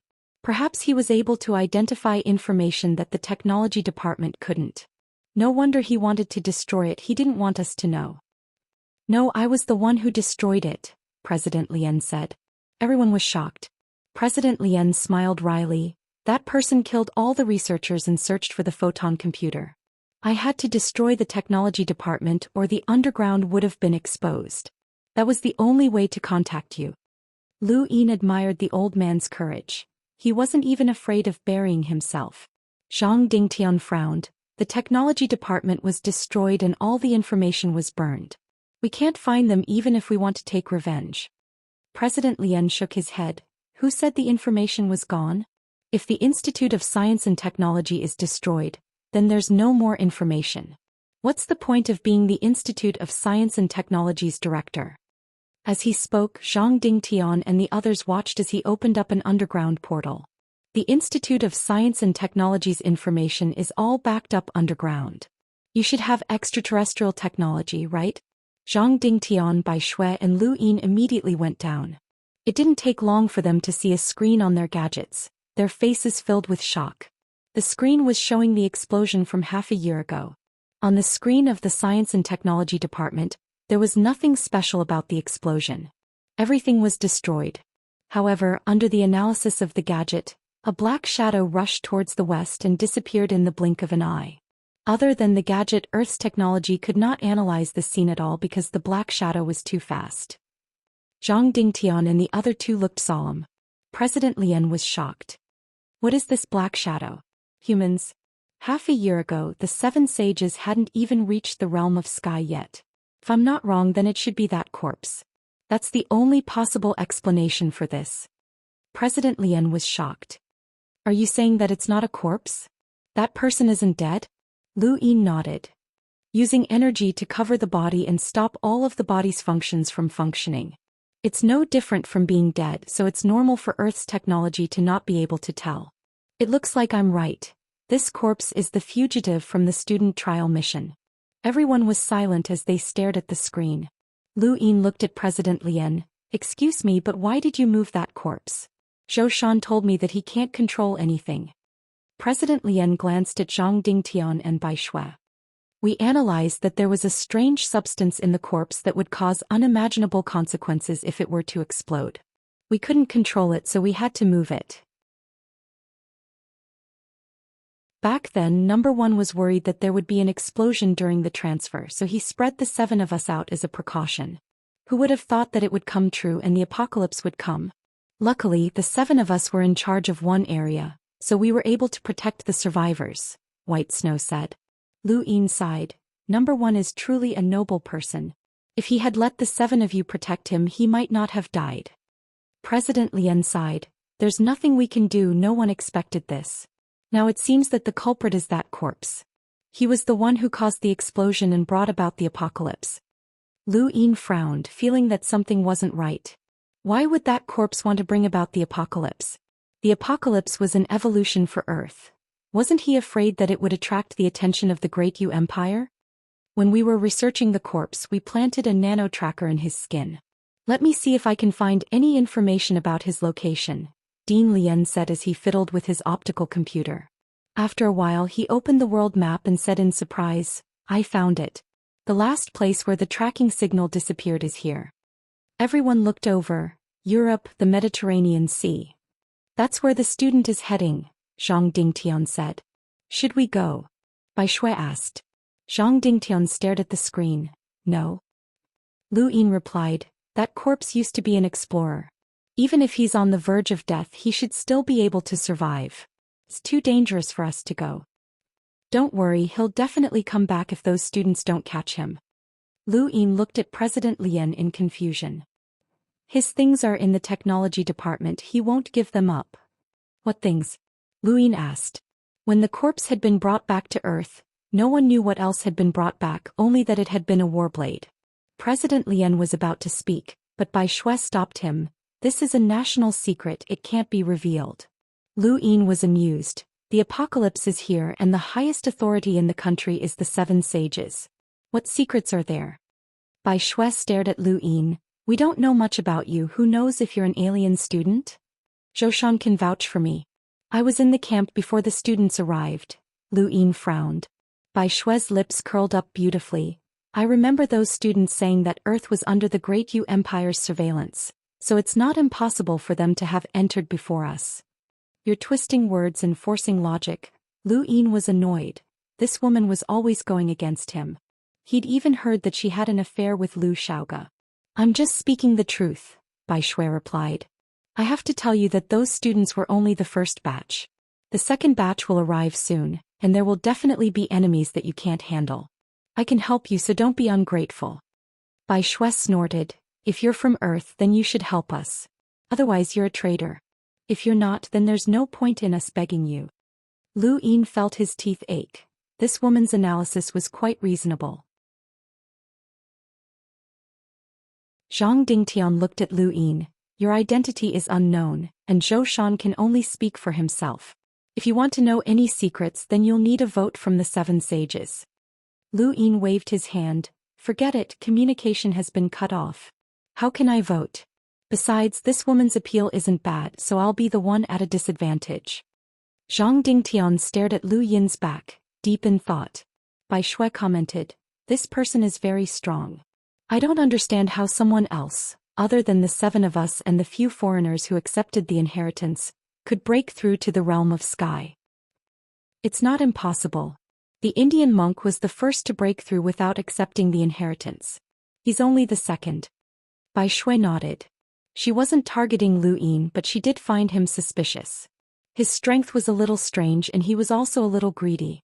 She felt uncomfortable when she recalled how he had stolen the cosmic rings of the 2 students right in front of her. Lu Yin walked out of the underground with a solemn expression. Earth was in a state of Armageddon and the alien students were running wild. There was also a fugitive whose strength was unknown, and the second batch of trial takers was about to descend.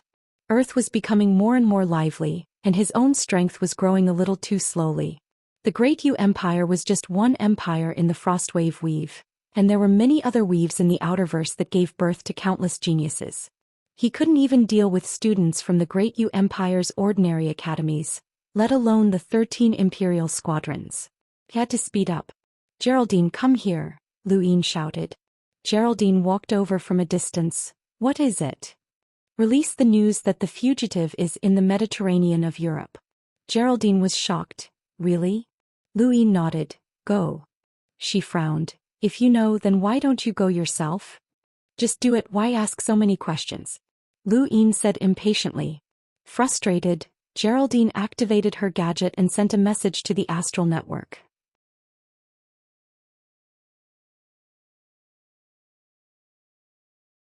Welcome aboard. Stay tuned and subscribe to Han Li's Wuxia Adventures for more thrilling content. Chapter 33.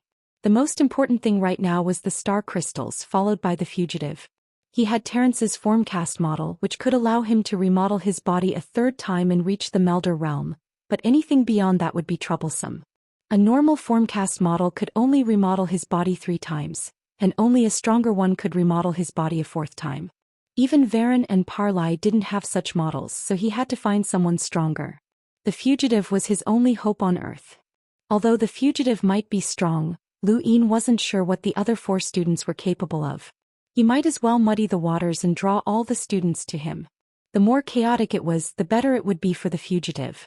Once his 3rd star formed, no one in the first batch would be a match for him, so he had to stall for time. In a secluded courtyard in the capital, Lu Yin closed the windows and scattered fire crystals all over the place before returning to his room. He opened his hand and the die slowly appeared. The die's glow was still dim, and without star crystals, it would take a long time for it to recover to a usable state. He didn't want to wait. Rubbing his hands together, Lu Yin stared at the die with shining eyes. He crushed a cube of star crystals he'd painstakingly gathered and sent a surge of star energy into the die, causing it to glow even brighter until it finally recovered. The stars were hazy and sparkling. Lu Yin licked his lips, feeling a little nervous. He was just like the gamblers. Come on, give me good luck and see what I can get. He tapped the die with a finger. The die spun quickly, the hazy stars extremely beautiful. Lu Yin's eyes widened as he stared at it. Finally, the die stopped spinning and the pips on its 5 faces disappeared, leaving behind a single pip. Another pip. Lu Yin was delighted. A pip allowed him to obtain a random item from someone's cosmic ring. The first time he'd rolled a pip, he'd obtained the Art of Sirius and the Palm of Sirius. This was the 2nd time. Lu Yin watched as the die shot out a beam of light that pierced through the void, as if opening a passage. Something fell to the ground with a thud. Lu Yin stared blankly at the ground, unable to believe what he was seeing. Were these snacks? There was a delicately packaged snack bag lying quietly on the ground. There were words engraved on the bag that he couldn't understand, but they were probably advertising slogans. Lu Yin picked up the bag of snacks in a daze, feeling the urge to vomit blood. He had spent a cube of star crystals in exchange for a snack. Even if it was just a broken dagger, it would have been better. The light on the surface of the die dimmed and then disappeared. Everything in the room returned to normal, leaving Lu Yin speechless as he clutched the bag of snacks. His heart was bleeding. This was too much of a scam. Lu Yin stayed in the capital for 10 days and it was much quieter than before. The corpse tide outside the city had decreased significantly after the clash with the beast tide, and more cultivators dared to venture out. While Beijing was peaceful, Europe was in chaos. 10 days ago, Lu Yin had asked Geraldine to spread the news that the fugitives were in the Mediterranean Sea. No one had believed the news at first, but as Eddie and the others' whereabouts were exposed, many students began to believe it and rushed to the Mediterranean Sea. A few days ago, a huge battle had broken out in the Mediterranean Sea, and a layer of the surface of the sea had evaporated. It was rumored that the fugitive had the strength of a melder and had killed several students before fleeing. Eddie and a few others had been injured. Eddie's group wasn't the only strongest in the academy. There were 3 teams from China, 2 from Russia and 2 from Europe. With the addition of Africa and other countries, there were quite a number of top students in the academy, and all of Europe was in chaos. Lu Yin was satisfied with Geraldine's report. Everything was fine as long as the fugitives hadn't been caught. His simulation of the stars was going smoothly, and the 3rd star was faintly visible. It would take him at most half a month to complete it and then it would be time for him to act. Outside the capital, countless zombies roamed the streets, occasionally walking out of the shops with unknown objects in their mouths. Countless gunshots rang out as a convoy of cars drove over, not slowing down at all as they ran over the zombies, leaving behind a trail of blood and a pungent stench. Suddenly there was an explosion and a strong gust of wind blew over the convoy. All the cultivators in the vehicles fled and looked on in confusion. This gust of wind was too strange. "What's going on?" a tall man asked as he patted the dust off his clothes, a cigarette dangling from his mouth. "Captain, we don't know where the wind came from, but it flipped the cars," someone reported. The man frowned as he looked into the distance, but the surroundings were calm. Where had the wind come from? At that moment, the shops in the distance were destroyed by an invisible attack, and all the cultivators stood there in a daze, their upper bodies falling flat to the ground. They had all been killed by an invisible attack. The deaths of these cultivators weren't strange at first, but over the next few days, more cultivators were killed by invisible attacks, which attracted the attention of the Chinese camp. When an earth-grade expert from Huaying was killed, Zhang Dingtian walked out of the capital city. The earth-grade expert that was killed was second only to the heaven-grade experts in the capital city. If he didn't make a move, no one in Huaying would dare to. The zombies on both sides of the road roared and charged at Zhang Dingtian, and there were also strange mutant beasts wriggling underground. Zhang Dingtian's expression didn't change and he waved his hand, killing all of the zombies with a gust of energy. Sensing Zhang Dingtian's strength, both sides of the road were silent. Zhang Dingtian walked for half a day without encountering any attacks. After thinking for a while, he put on the gadget that Bai Shui had given him. This gadget had come from Paris and Zhang Dingtian didn't want to use it at first, but now there was nothing more suitable than this. He tapped on the gadget and soon a beeping sound came from it. Zhang Dingtian's gaze focused as he looked towards the northeast. He raised his sword and slashed out, a huge slash slicing through the ground. There a figure was running away pathetically, its left arm injured by the slash. Zhang Dingtian rushed out and slashed with the back of his sword. The figure turned around, revealing a ferocious and terrifying face. It was a zombie. With a bang, the zombie was pressed to the ground by Zhang Dingtian's sword. Its scarlet eyes glowed with a cruel light as it waved its hands, and an invisible gust of wind turned into a sharp blade that slashed towards Zhang Dingtian.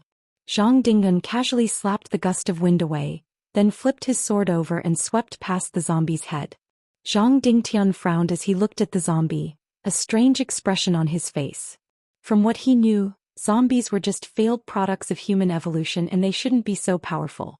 However, this zombie not only had the strength of an earth rank, but it could also wield a gust of wind with its hands. Zhang Dingtian quickly returned to the capital and found President Lian. He told him about the zombies' situation and the president was shocked. "What did you say?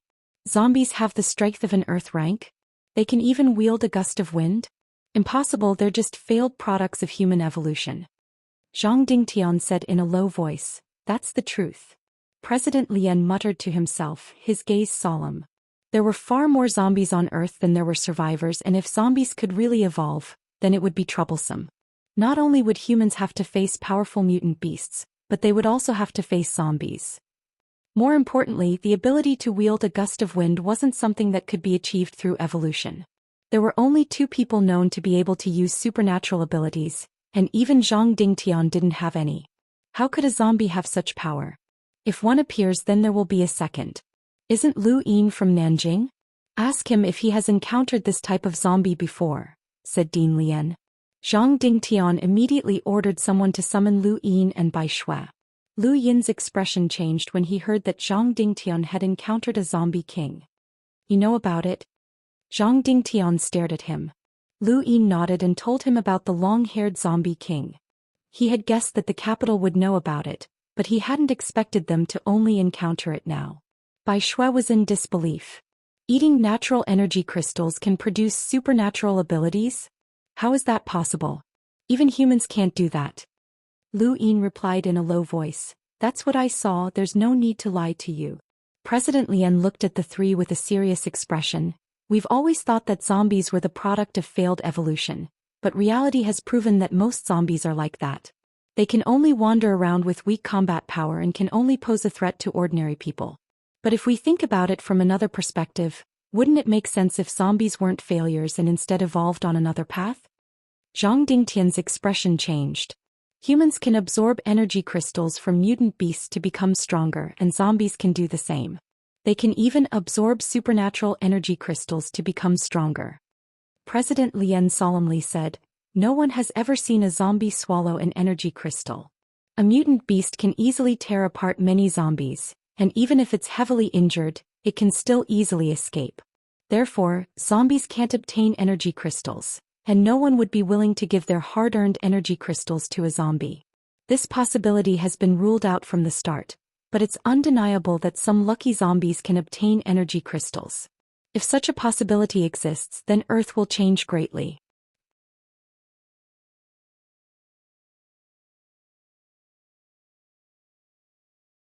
Welcome aboard. Stay tuned and subscribe to Han Li's Wuxia Adventures for more thrilling content. Chapter 34. I'm going to catch a zombie and experiment on it, Zhang Dingtian said before leaving. Not long after, Zhang Dingtian threw a zombie to the ground and threw an energy crystal into its mouth. The group stared at the zombie for a moment. Even after a while, there was no reaction. Zhang Dingtian and Bai Shui heaved a sigh of relief. "One isn't enough, let's catch a few more," Lu Yin said. Zhang Dingtian nodded and ordered his men to capture more zombies. Half an hour later, more than 50 were tied up and brought over. Zhang Dingtian tossed more than 50 energy crystals into their mouths one by one. Suddenly, one of the zombies growled. Its face contorted in pain as it glared at Zhang Dingtian with its scarlet eyes. Energy tore through its skin, causing it to explode with a bang. Aside from this one, the rest of the zombies remained the same. President Lian looked on in shock. The energy crystals have a reaction to individual zombies, which proves that this path of evolution is feasible. Lu Yin looked at the mangled flesh on the ground and suddenly thought of Silver and that scarlet eye. Just thinking about it made his scalp go numb and he didn't dare take it out. "This has to be kept a secret," Bai Shui said coldly, looking at Lu Yin. "It looks like the planet's evolution isn't as simple as we thought. Zombies are also a part of the evolution process. Are they qualified to participate in the trial?" "Zombies don't have intelligence," Bai Shui said. Lu Yin laughed. "Don't have intelligence?" "Not necessarily." Zhang Dingtian immediately ordered everyone outside the city to return, using whatever firearms they had left to bombard the zombies. Zombies couldn't be turned back into humans, and now that they knew they could evolve, they couldn't be allowed to live. The fact that they could consume energy crystals to gain strength was intolerable. President Lian agreed. There were too many zombies, and even if one successfully evolved out of tens of thousands of them, it would still be terrifying. That kind of supernatural power wasn't something a normal person could deal with. Bai Shui was proof of that. If not for her innate gift of ice, she might not have been Paris's match. It was precisely because of her innate gift of ice that she had been able to easily kill Paris and control Geraldine. That night, an earth-shattering explosion rang out outside the capital. Lu Yin looked up and saw missiles raining down outside the city, sweeping across the land. Zombies were not scary. What was scary was their numbers. This was the consensus of everyone. Firearms were the best way to deal with numbers. The bombardment lasted less than 2 minutes before it ended. Lu Yin was puzzled. There shouldn't be so few firearms left in the capital. Just as he was about to continue gazing at the stars, a figure flew towards his residence. He looked over and was surprised to find that it was Bai Shui. This outrageously beautiful woman had always found him an eyesore. Why was she looking for him in the middle of the night? Lu Yin watched the alluring figure approach under the moonlight. He didn't mind cuckolding Lu Xiaoge. Bai Shui landed at Lu Yin's residence, and she heaved a sigh of relief when she saw him. What's the matter? Geraldine walked out of the room and looked at Bai Shui strangely. Bai Shui calmly replied, "Nothing, I was just passing by." Lu Yin was speechless. "Are you sure?" Bai Shui muttered to herself for a moment before replying, "The people who fired the weapons are all dead. All the weapons have been destroyed and can't be used." Lu Yin was shocked. "Who did this?" Bai Shui stared at him in silence. Lu Yin laughed. "So you came here to prove that I wasn't at the scene. I hope you didn't do it or we won't let you go," Bai Shui said coldly. Lu Yin was puzzled. "You seem to be on guard against me, why?" Bai Shui didn't answer and turned to leave. "Wait, don't think you can leave so easily." Lu Yin appeared beside Bai Shui and reached out to grab her hair. Bai Shui's eyes were cold, and her body emitted an extremely cold aura that swept towards Lu Yin. Lu Yin shook his right hand to disperse the aura and continued to grab her. A layer of ice suddenly appeared in front of Bai Shui, reflecting the moonlight. Lu Yin slapped the ice and shattered it, but Bai Shui retreated a few meters away and stared at him warily. Lu Yin shrugged. "I was just joking." "It's not funny," Bai Shui said coldly. "You barged into my house and threatened me, that's not funny either," Lu Yin said coldly. Bai Shui's eyes flickered. "I'm sorry," and flew away, leaving behind a delicate fragrance. Lu Yin looked up at the sky, wondering who had destroyed the weapons. Did they not want the corpse tied to be bombed?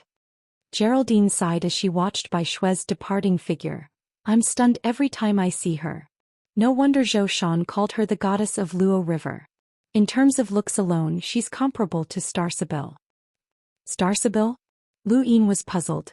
Geraldine looked up at the sky. Star Sibyl is one of the most beautiful women in the universe. Rumor has it that she can wander the stars and often appears in the trial grounds to find fated people. There are also legends that she can predict the future and look into the past. She's the dream of countless people in the universe. Lu Yin was speechless. "You're a girl, but she's also your dream?" Geraldine rolled her eyes at Lu Yin. "She's my idol, and I've heard that she comes from one of the most powerful and mysterious sects in the Innerverse. Any random disciple from that sect can sweep through the entire younger generation of the Great Yu Empire, and Star Sibyl is even on the astral combat rankings. She..." Geraldine paused and pursed her lips. "You wouldn't understand even if I told you. Forget it." Lu Yin didn't pay attention to her words. The universe was boundless, and even the smallest of things could be exaggerated to the extreme. There was no such person in the universe who could predict the future and look into the past. He looked up at the night sky and 2 stars appeared on his right palm. A third star was faintly visible. The bombardment of the corpse tide was temporarily halted. Lu Yin didn't know how Zhang Dingtian and the rest had dealt with it, but he didn't care. He glanced at his gadget and saw that there were about 40 days left until the second batch of trial takers arrived. The 100,000 cultivators from the Chinese camp left the city in batches. Under Zhang Dingtian's orders, they didn't need to face the mutant beasts and only needed to kill the zombies. This mission wasn't difficult as zombies were much easier to kill than mutant beasts. Zhang Dingtian and Bai Shui stood atop the city walls. "Even if we clear out all the zombies around the capital, it's just a drop in the ocean," Bai Shui said helplessly as she watched the soldiers walk out. Zhang Dingtian replied, "It's better than doing nothing. I've already sent people to Nanjing, Hubei and other places to inform them of the situation. They'll do their best to eliminate the zombies and prevent any uncontrollable factors." Bai Shui's eyes flashed at the mention of Hubei. "Is he all right?" Zhang Dingtian looked at her and replied, "I don't know." Bai Shui fell silent. The cleanup of the zombies was going smoothly.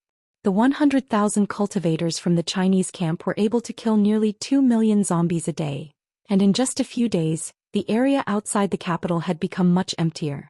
Countless zombies had been slaughtered and burned, and thick smoke billowed around the capital. Zhang Dingtian returned to the west side of the capital where the weapons were fired. He had been investigating the culprit for the past few days, but he hadn't been able to find him. The killer's methods were clean and efficient, and he'd killed more than 500 people in less than a minute. "Do you think it's Lu Yin?" Bai Shui asked from a distance. "Didn't you see it with your own eyes?" Zhang Dingtian asked in a low voice, his gaze sweeping the ground.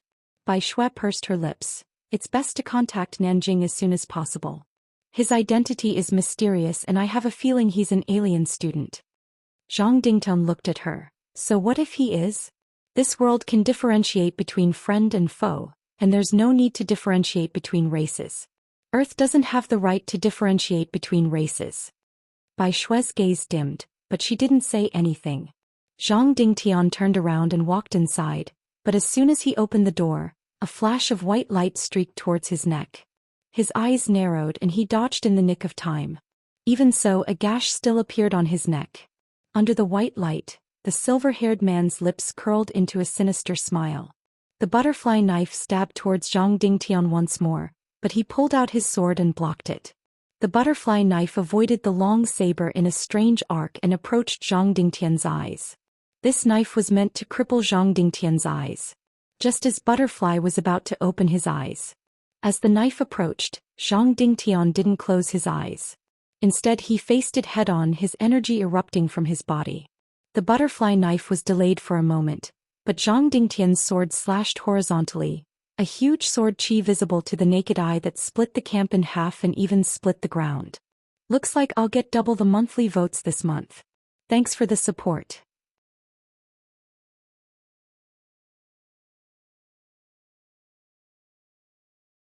Welcome aboard.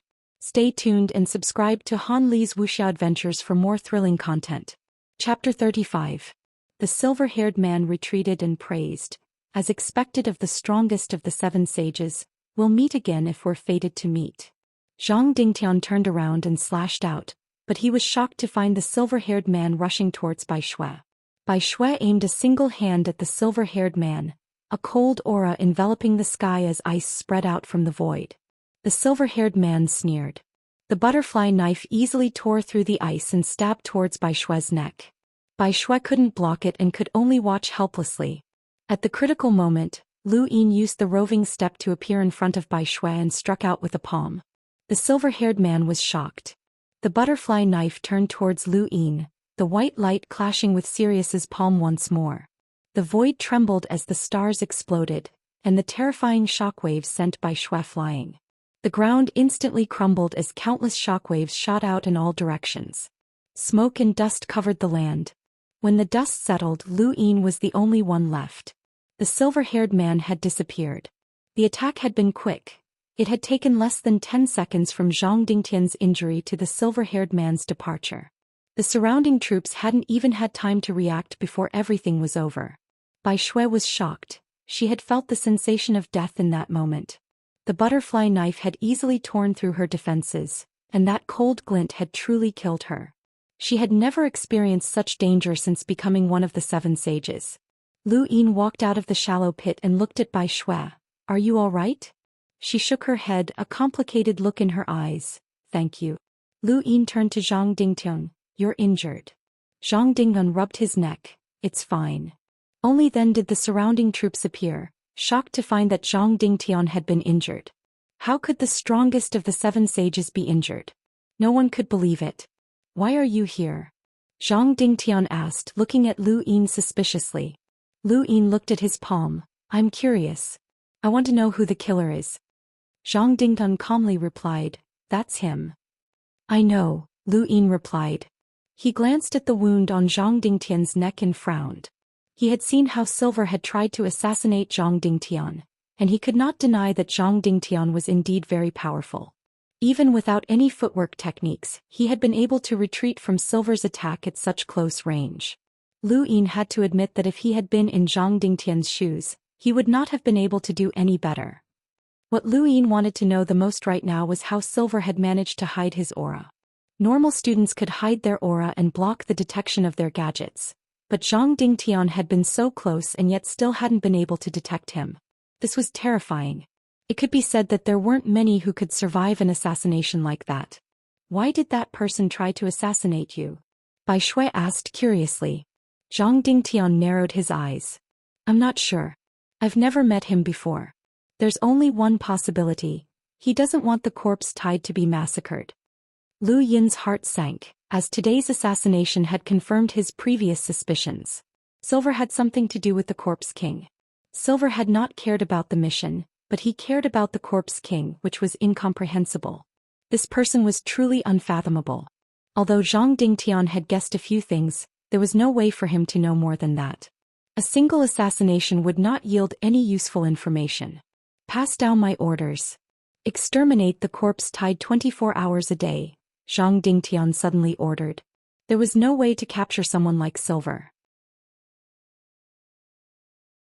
Zhang Dingtian had sealed off any news of the assassination attempt, but the encirclement of the corpse tied only grew more intense. Many cultivators who had not joined the Chinese camps were forced to leave the city to exterminate the zombies. Time passed quickly, and there was only a month left before the second batch of trial takers arrived. Europe was in a state of frenzy during this time, but there was no trace of the fugitive. Just as there was a full month left before the second batch of trial takers arrived, the gadget in Lu Yin's left hand beeped as he forcefully received an email. Students, the safe period has passed and the trial has officially begun. From now on, your gadgets cannot be turned off, and your location will be displayed on the astral network map. Please complete the mission as soon as possible. I wish you all good luck. The email made the trial even more brutal. It had been 2 months since the first batch of trial takers had arrived, and these 2 months were the so-called safe period. As long as they were willing, they could hide their strength or secretly excavate precious minerals and herbs in exchange for points. However, once the safe period was over, everyone's location would be clearly displayed unless they threw away their gadgets. Lu Yin exhaled and looked up at the sky. This was a true trial where no one could hide. These 2 months were a safe period for the students, but it was also an opportunity for the Earthlings to snatch the resources of the students. This was fairness, the so-called fairness of the universe. When Vesta had died, his gadget had been unable to connect to the astral network, but now the astral network had set up a local network for him. This network was a model of Earth, and the locations of the first batch of trial takers were displayed on Earth. There's quite a lot of people, Lu Yin muttered to himself. The dozens of meteors he'd seen in Jinlin were only a portion of the total. There were hundreds of students from all over Asia, Europe, Africa, America, and even Antarctica. Europe had the most people, and there were more than 100 of them gathered in a small area near the Mediterranean Sea. At this time, a line of words appeared at the top of the local network map. Earth's Indian monk defeats Hayden. Lu Yin was shocked. Even the results were announced. At the same time, many of the trial students were shocked. Hayden was not a weakling. He was the strongest in the academy, yet he had actually lost to an Earth native. This shocked many students, especially those at Geraldine's level. To them, the strongest in the academy was almost invincible. However, someone had already been defeated at the beginning of the real trial. This made them take the trial seriously like never before. The Great Yu Empire held trials every once in a while, but it was rare for the strongest in the academy to be defeated. If Earth had evolved normally, the strongest in the academy would never have reached the Sentinel realm, let alone be defeated. This was why many found Hayden's defeat hard to believe. However, another announcement soon appeared. Eddie defeats Earth's Indian monk. Lu Yin was puzzled. Why had Eddie and Hayden appeared in India? Geraldine hurried over to him. The trial has officially started. Not only can you see your location on the local network, you can also contact each other. You should know that, right? Lu Yin's heart sank. We can contact each other? Geraldine nodded. The trial students come from all over the Great Yu Empire. The Great Yu Empire is huge and we don't know each other, so we rarely contacted each other in the first 2 months. But now that the local network has been activated, we can contact each other. Just now, there was news that the fugitive left something important in the capital and will definitely return to look for it. Lu Yin's gaze turned cold. Who released the news? Geraldine shook her head. I don't know, the local network can only detect the location of the gadget but not the user. Lu Yin quickly ran through the information in his mind. Only the 7 sages knew that the fugitive had left something in the capital. Even Eddie didn't know, so Zhang Dingtian and Bai Shui would definitely suspect him. Suddenly, a surge of energy swept across the land, and Lu Yin immediately flew up to see Zhang Dingtian and Bai Shui. I didn't release the news, Lu Yin said. Zhang Dingyun stared at him. Make me believe you. Lu Yin narrowed his eyes and barked at Geraldine. Release the news anonymously, saying that the fugitive is hiding in India. That's why Eddie and Hayden are here and why the Indian ascetic monk can defeat Hayden. Geraldine nodded and quickly did as she was told. Zhang Dingtun spoke in a low voice. This won't last long. Lu Yin stared at him. I'm just showing my sincerity, it's up to you to believe me or not. Zhang Dingtian took a deep breath and tightened his grip on his sword. Lu Yin was the only outsider who knew the secret. He wanted to control this person but he wasn't weak. Bai Shui spoke up. Lu Yin, let us check your gadget. Lu Yin was furious. Who do you think you are? Come and take it yourself if you can. Bai Shui was furious. She had only wanted to prove Lu Yin's innocence since he had saved her life, but he was too infuriating and didn't know what was good for him. There are 9 people who know this secret and I'm in the capital right now. Even if I have disloyalty, I'll keep it to myself. Only an idiot would release the news.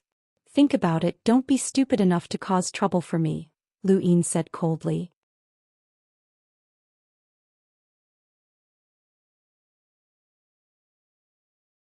Welcome aboard. Stay tuned and subscribe to Han Li's Wuxia Adventures for more thrilling content. Chapter 36. Zhang Dingtian and Bai Shui looked at each other. Lu Yin was right. If he was also a trial student, he wouldn't have done something so strenuous and unrewarding.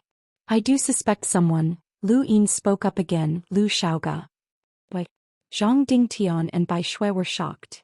Hubei is marked in blue. You should know what that means, Lu Yin said calmly. Bai Shui denied. My northeast and Zhou Xian's Jinlin are all blue, that doesn't mean anything. You're one of the upper sages and you have the power to kill a trial student. Nanjing was only saved because of me, or else it would have been controlled by the students. Lu Xiaoge is one of the lower sages and he's on the same level as Zhou Xian. How could he have the power to resist those students? Look for yourselves, there's more than one trial student in Hubei. Bai Shui wanted to refute but couldn't bring herself to do so. Lu Yin was right. Lu Xiaoge didn't have the power of the 3 high sages and couldn't resist those students. Zhang Dingdan muttered to himself and sheathed his sword. You can't convict someone without evidence. That's the case for you and it's the same for Lu Xiaoge. Bai Shui looked at Lu Yin for a moment before leaving with a complicated expression.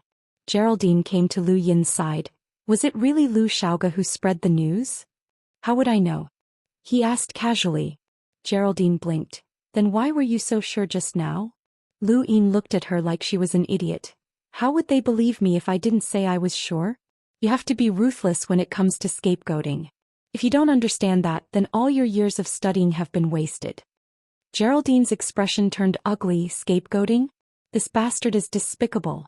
Geraldine's anonymous message spread across the network, and many students who were fighting in Europe immediately rushed over to India. Eddie and Hayden quickly clarified that they were just passing by and happened to bump into an Indian monk. That was why they had a fight. But no one believed them. More and more students appeared in India. Over the next few days, Lu Yin felt like he was watching a movie from a peaceful era. Notifications kept popping up, announcing who had been defeated, who had died, and so on. There were even some students who had rushed over from the other side of the ocean from America, but a few of them had been eaten by the mutated beasts in the sea. For a period of time, the notifications on the network never stopped. It was not until 5 days later that Eddie and Hayden were proven innocent. The fugitives' belongings were not in India. Immediately, the students turned their attention to the capital. Lu Yin sighed. What was to come would eventually come and he couldn't drag it out for too long. The students who dared to participate in the trial weren't stupid, and the capital was the most likely place to be. Under such circumstances, Eddie contacted the other students and suggested that they take control of the capital and wait for the fugitive. If the fugitive did not appear within a month, they would all work together to fight against the second batch of trial takers. Many students responded to this suggestion. Astral 10 was about to arrive in the Frostwave Weave, so it was obvious that the second batch of trial takers would be extremely strong. It was even possible that the second batch of trial takers had been prepared for them. Most of the students did not have the confidence to face them alone, but Eddie's suggestion gave them hope. Many people responded to this suggestion. In the capital, Zhang Dingtian and Bai Shui's expressions turned ugly. They had also received the news and knew that the capital would become a battlefield for the next 2 weeks. Zhang Dingtian was strong, but there was a limit to his strength. Besides, he lacked battle techniques and would not be able to protect the capital if he was surrounded. Bai Shui was even worse. Even if the 7 sages worked together, it would be like a mantis trying to stop a chariot. Lu Yin's expression also turned ugly when he heard the news. He was an earthling in this trial, and if the capital was controlled, his goals would be greatly reduced. He also had no intention of letting the fugitive go, as well as the things the fugitive had left behind. In any case, the capital was very important. Lu Yin, let's leave quickly. The capital won't be able to stop them, Geraldine urged. Lu Yin fell into deep thought. The top fighters on Earth were on the same level as Zhang Dingtian and Eddie, and Zhang Dingtian was even stronger than Eddie. With so many students surrounding the capital, there would be more than 1 or 2 powerhouses at Eddie's level. If he wanted to break through this situation, he would have to surpass them. The only way was to increase his battle prowess at least to Eddie's level. Only then would he be able to make up for the difference in power and use the serious palm to crush them. Stay in the capital, I'll be back in a few days, he said to Geraldine before flying away. Geraldine gritted her teeth. She wasn't stupid. Staying in the capital would only result in death. Just as Lu Yin was about to leave the capital, Bai Shui stopped him. You want to escape? Bai Shui questioned. I'll be back before the students attack the capital. Why should I believe you? Bai Shui asked, her beautiful face full of disdain. Lu Yin was indifferent. There's no need for you to believe me. You can't stop me. Or do you want to fight me to the death before the students attack? Bai Shui clenched her fists. Let him go, Zhang Dingtian's voice rang out, but he did not show himself. Bai Shui had no choice but to land in the capital. Lu Yin took one last look at the capital before flying away. Not long after leaving the capital, Lu Yin looked at his gadget. The closest one will be you. He then charged towards the west. Geraldine left right after him. She wasn't his servant, and if not for him watching her, she would have left long ago. This was the perfect opportunity. But while her plan was beautiful, it couldn't be realized. She was sadly stopped by Bai Shui. What right do you have to stop me? She raged. Bai Shui stared at her coldly. Because you're Lu Yin's woman. If he leaves, you have to stay. Who's his woman? Don't spout nonsense. Bai Shui was helpless against Lu Yin, but dealing with Geraldine was a piece of cake. It didn't take long for her to be frozen and tossed into Lu Yin's room. It took a while for Geraldine to thaw. Bastard Lu Yin. Bastard ice maiden. Bastard native. Unreasonable. Geraldine cursed, furious. Xianxia was the closest to the capital. Without the 7 sages to guard it, the strongest person in the province was only a realm of earth. Even so, there was still a group of cultivators gathered in Tong City, making it one of the largest gathering places in the province. Rather was a happy-go-lucky person who was easily satisfied. Even though he was the strongest person in the Great Yu Empire's Geru Academy, he did not have the slightest ambition to complete his mission. All he wanted to do was to occupy a piece of land and mine properly so that he could complete his mission with some results. He had no intention of causing trouble. He had occupied Tong City as a sentinel, no, as a realm of sky powerhouse. He had become the protector of Tong City and enjoyed the worship of countless people. Occasionally he would help the pitiful survivors fight monsters, but most of his time was spent comfortably. The discovery of a strange mineral deposit had given him a lot of points on his report card, which made him very happy. Basking in the sunlight and sipping wine, Rather narrowed his eyes and hummed a song from his hometown. This kind of primitive planet is still the best. The air is fresh, the people are simple, no one is watching, and we can do whatever we want. Occasionally we'll find some precious minerals and get some gold plating. These days are awesome, huh? After enjoying himself for a while, Rather gestured with his finger and two beautiful girls walked over. One of them massaged Rather's shoulders while the other massaged his legs. They also poured wine for him. Rather exhaled. Awesome. Just as Rather raised his glass to his mouth, the sunlight above his head was blocked. Rather frowned and looked up. What entered his eyes was an ordinary-looking young man floating in midair looking at him. Sentinel. Rather's expression turned solemn and he waved the two girls away. He stared coldly at the man. Who are you? Robbery, the man said. Rather stared blankly at the man. What did you say? Say it again. There was only one way for him to increase his strength in the shortest time possible, and that was to absorb as much star energy as possible. Robbery was the fastest way. I said robbery. Rather was so angry that he laughed. Kid, you're a trial student but you're so blind. Do you know who I am? Let me tell you. Before he could finish, he felt a sharp pain in his abdomen and his body was sent flying by a terrifying force.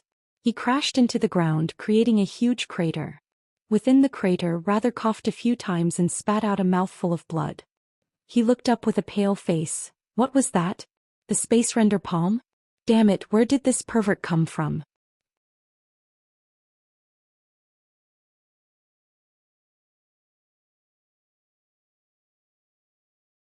Welcome aboard. Stay tuned and subscribe to Han Li's Wuxia Adventures for more thrilling content. Chapter 37. Lu Yin descended and walked in front of Rather. Pour out everything in your cosmic ring, don't force my hand. Rather's face twitched. You must be the strongest student in some school. Why are you robbing me instead of completing your mission? You'll lose points. Lu Yin's gaze turned cold and he raised his hand, causing the air to distort. Don't do anything. I'll pour. Rather poured out everything from his cosmic ring in an aggrieved manner. Lu Yin took the star crystals and a few other useful items and left immediately after. Hey, what's your name? Rather shouted. Lu Yin ignored him.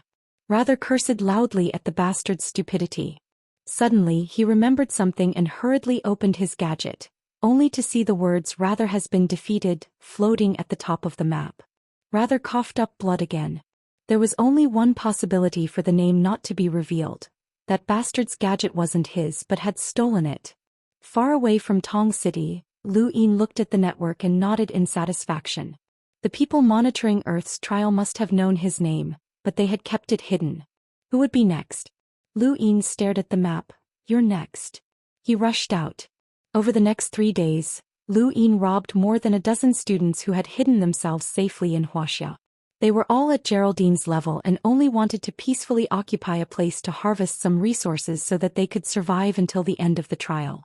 They had no intention of getting involved in anything else, but they were all targeted by Lu Yin. He was in dire need of star crystals and even a mosquito was meat. Lu Yin sorted through his cosmic ring in the clouds.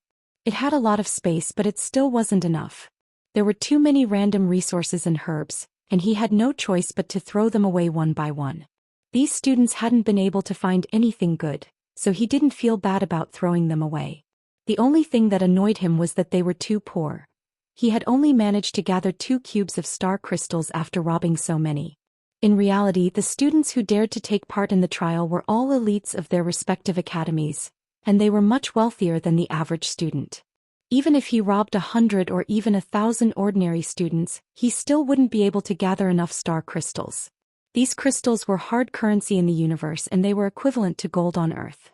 Even students from wealthy families were reluctant to use them to increase their cultivation speed, preferring to save their lives at critical moments.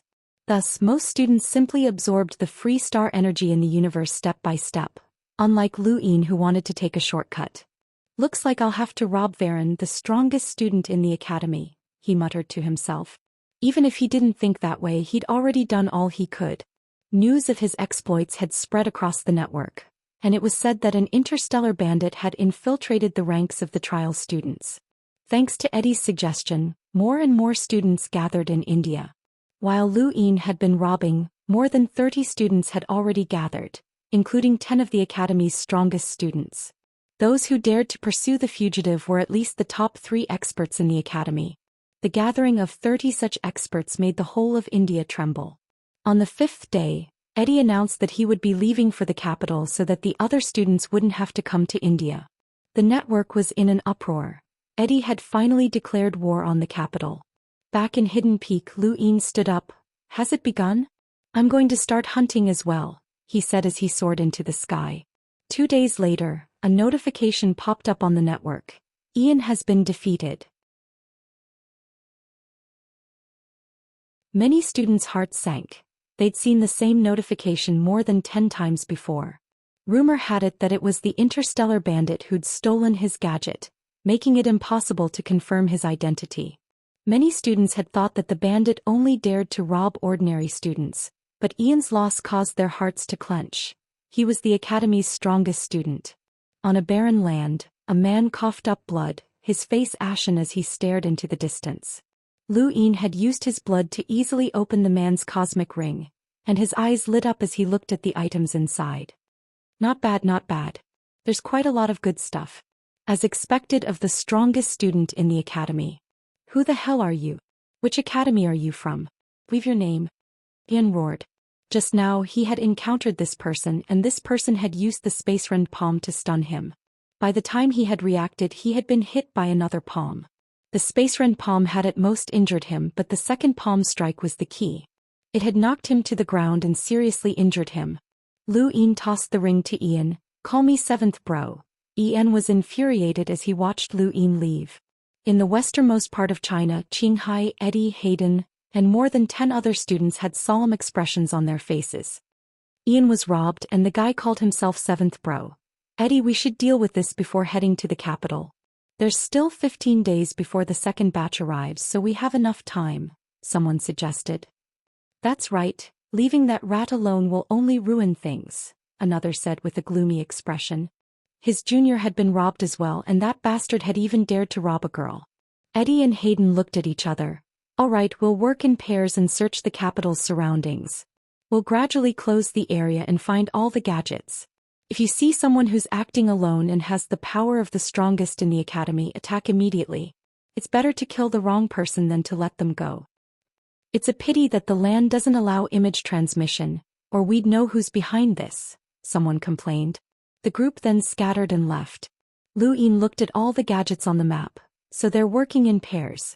Interesting, one of them must be the strongest in the academy. Let's go. Half a day later, Lu Yin was standing in the clouds when 2 students appeared in the distance and looked at their gadgets.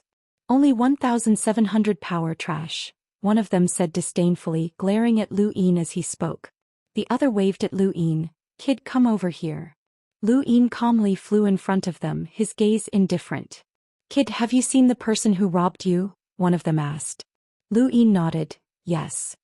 Draw a picture of that person, the other said. Lu Yin shook his head. I've never studied drawing. Are you an idiot?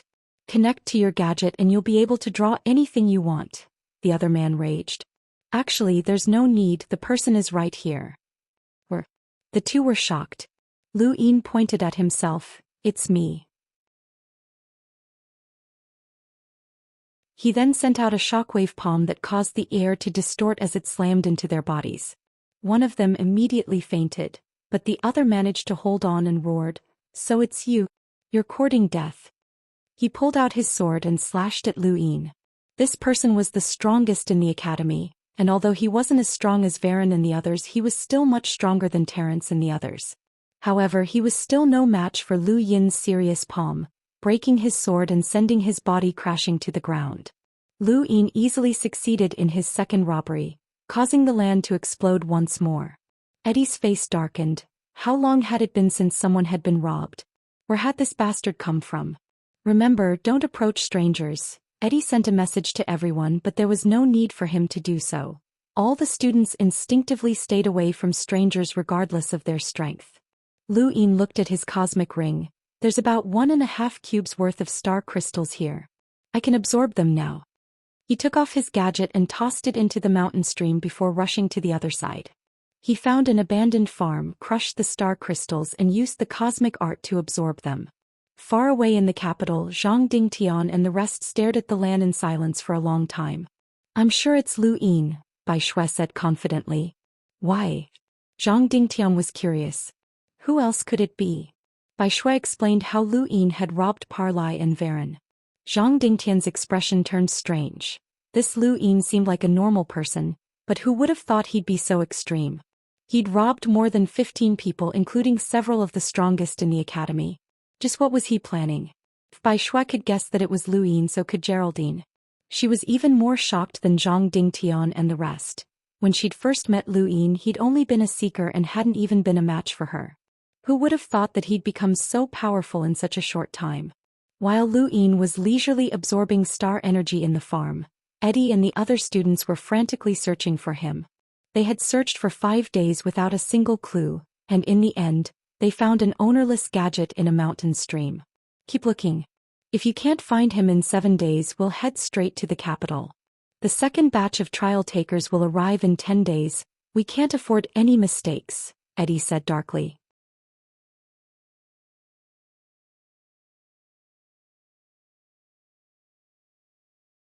Welcome aboard.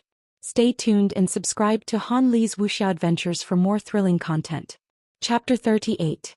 2 figures floated in the air in the distance, Zhou and Ballerer, who'd been chasing after Eddie's group. They hadn't joined forces with Eddie. According to Zhou, they wanted to reap the benefits.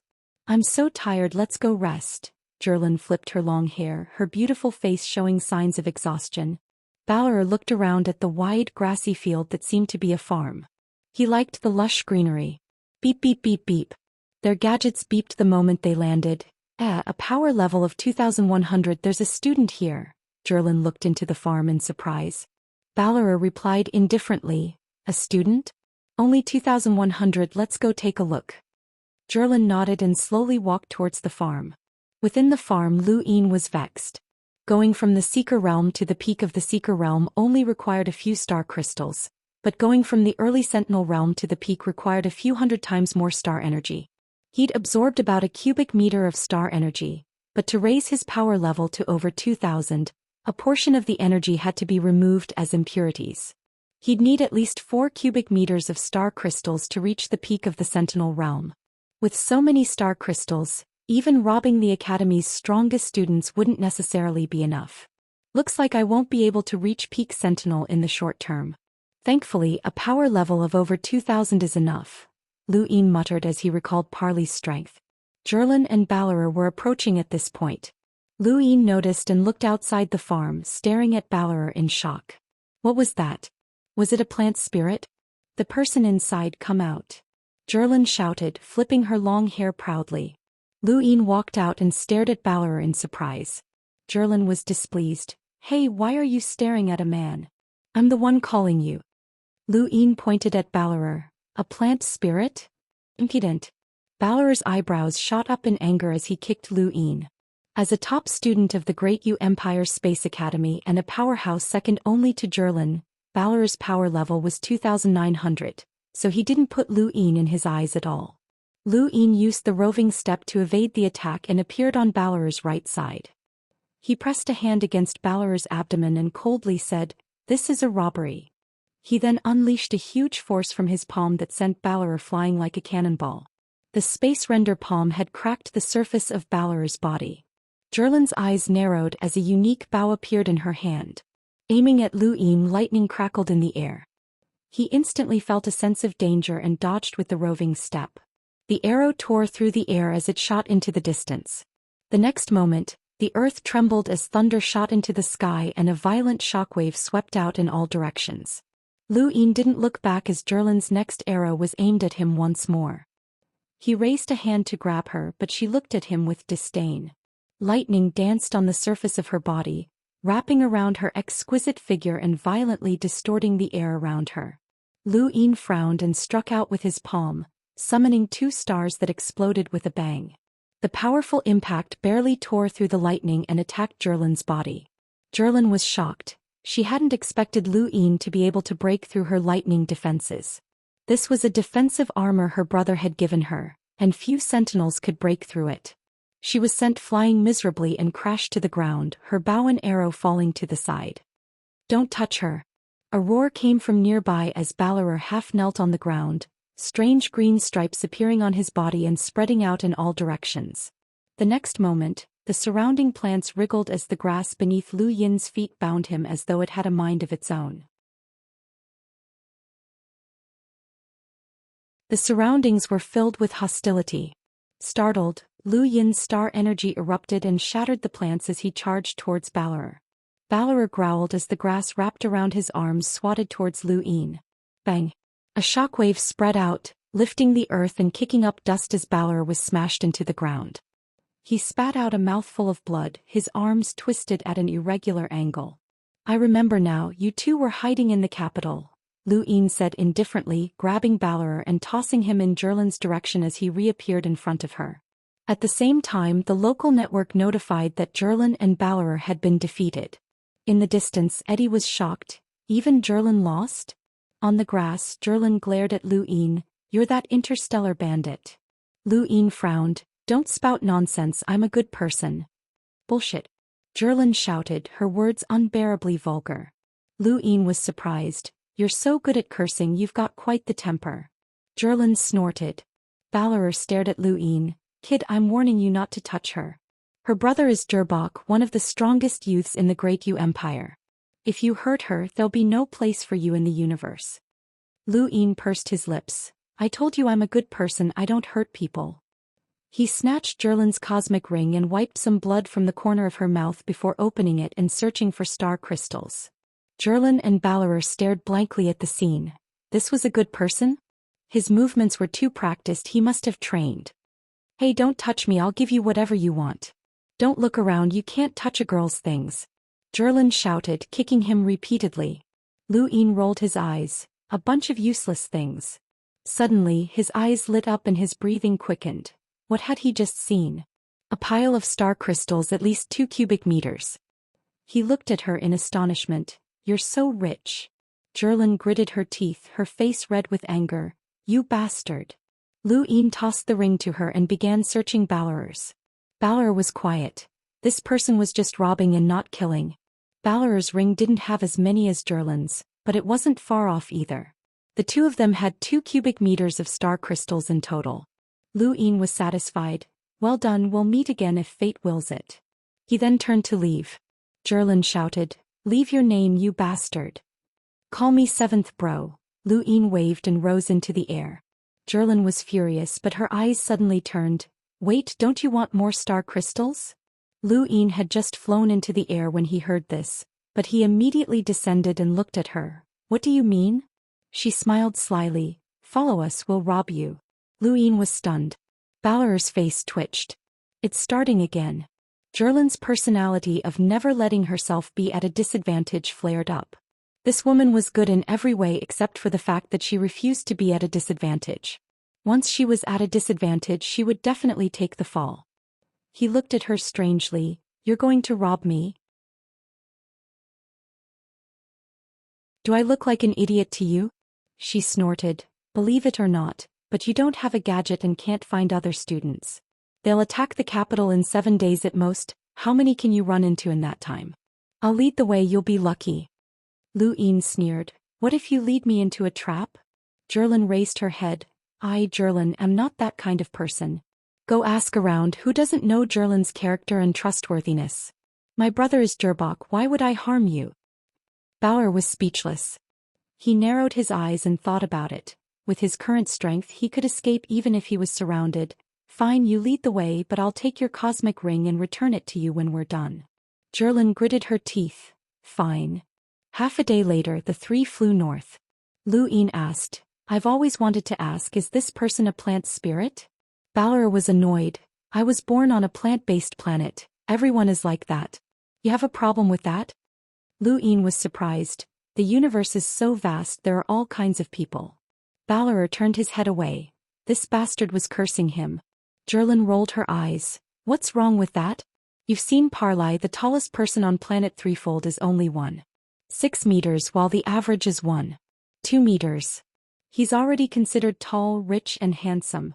Other planets have people covered in scales, some have 4 arms, some are dozens of meters tall and so on.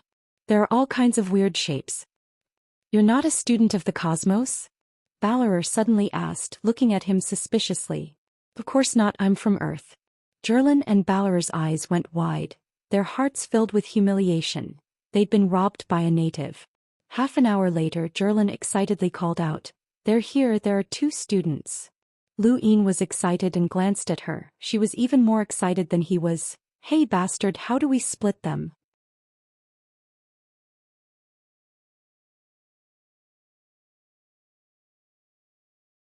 Welcome aboard. Stay tuned and subscribe to Han Li's Wuxia Adventures for more thrilling content. Chapter 39. Lu Yin raised a brow and looked at her with a faint smile. You want to split the loot? You don't want to? Zhou raised a brow. The two stared at each other. Ballerer tugged at her and whispered, we can't be seen, it won't look good on your brother if word gets out. Zhou nodded. You play by yourself, we'll hide. She and Ballerer went into hiding. Lu Yin didn't object. He was still worried about having the two by his side, so hiding was the best option. Two figures slowly appeared in the distance. 10 minutes later, a notification came from the network that two more had been defeated. After 5 days, many students thought that the interstellar bandits had stopped, but they had reappeared without warning. Zhou looked at Lu Yin excitedly. Quick, how much did you get? Split the loot. He looked at her. Are you sure? Zhou stared at him and muttered, don't tell me you're shameless enough to take it all for yourself. Lu Yin thought about it and tossed her a star crystal. Take it. Bastard, you're so stingy. Zhou smacked him angrily. Lu Yin smiled. You're the one who didn't want it, so don't blame me. He had long since seen through her personality. She was helping him because she was unhappy. Even if he didn't give her the star crystals, she would still help him unless she could snatch the loot back from him. He wasn't worried about her quitting at all. With the help of a spy like Zhou, Lu Yin's robberies went smoothly. After robbing several groups over the past few days, he managed to scrape together 5 cubes of star crystals, a sum that even Zhou was jealous of. 4 days before the second batch of trial takers arrived, Lu Yin encountered his first real danger since the apocalypse. He was surrounded by a total of 7 students, 3 of whom were the strongest in the academy. On the top floor of a supermarket in the abandoned county city, Lu Yin scanned the group. Zhou had only seen 2 people on her gadget, but 7 had suddenly appeared out of nowhere. The other 5 weren't wearing their gadgets, having hidden themselves like him. These people had gone all out to capture him, even throwing away their gadgets. You're the interstellar bandit? You only have a combat power of 2,100. Looks like your combat skills are very powerful, a boorish-looking student said sternly. He was one of the strongest students in the school. Next to him, a woman with an ordinary appearance but a sexy figure smiled. Many people don't use their star crystals for cultivation, but to train their battle techniques instead. Are you the same, Junior? Can you tell me what your battle technique is? Lu Yin looked at her and his lips curled up. You want to know? Give it a try. The girl giggled and raised her hand to point an energy gun at him. Junior, don't you know that sometimes, you don't have to rely on yourself in battle? External items are also very important. At the same time, a few others took out their energy guns and aimed them at Lu Yin. This energy gun could even injure sentinels. Terence had pierced Geraldine's shoulder before he had died, and its power was not weak. Lu Yin stared at the people around him and suddenly took out a handful of fire crystals from his cosmic ring. He smashed them on the ground, causing flames to soar into the sky and cover the building. Several people opened fire at the same time, but Lu Yin dodged with the roving step and threw out a few more crystals. Frost, wind, and flames enveloped the area, causing white mist to evaporate and obstructing everyone's vision. These crystals had been taken from the students who had been robbed, and were now used to block his vision. Lu Yin used the roving step at an extremely fast speed, leaving only an afterimage in his wake. He appeared in front of one of the strongest students in the academy and unleashed a cosmic palm without hesitation. The student's ring armor instantly shattered, and the student was sent crashing to the ground. Lu Yin's body spun as he unleashed a space render palm in all directions. An enormous force crushed the floor and scattered the void, severely injuring 4 of the remaining 6 students. Only 2 of the academy's strongest students were able to use space render palms to attack Lu Yin. Lu Yin's gaze was piercingly cold as he punched out with both hands, stars appearing in each of his palms as he struck out at one of them. Boom! The place was completely shattered, and the 3 fell vertically to the ground, crushing the abandoned supermarket into 2 halves. Suddenly Lu Yin felt a sharp pain in his back. The student who had been slapped to the ground had stabbed into his body, and fresh blood stained his clothes. Lu Yin's cosmic palm's star-burst forced the two back, and he turned to grab the student's arm and pulled out his short sword. The student's pupils shrank and he immediately let go of the hilt to dodge. Lu Yin's attack missed and he swung the short sword behind him. The edge of the blade flashed past and one of the student's cheeks was slashed. Blood splattered onto the wall, and the short sword pierced through a dozen buildings before stabbing into an armored vehicle. The ruined building swayed as dust rose into the air. Lu Yin panted heavily, the pain in his back making him extremely tense. These three were all at Parley's level, a bit stronger than Varen. With them surrounding him, he had nowhere to hide. In the distance, Zhou and Ballerer watched with flickering eyes. "Do you think we should hit him when he's down and rob him?" Zhou was eager to give it a try.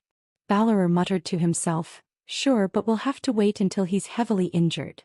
Zhou was pleased. At least Eddie isn't stupid and knows to set up an ambush, or my help would have been in vain. Ballerer was shocked. "You knew this was a trap?" "Of course not, idiot.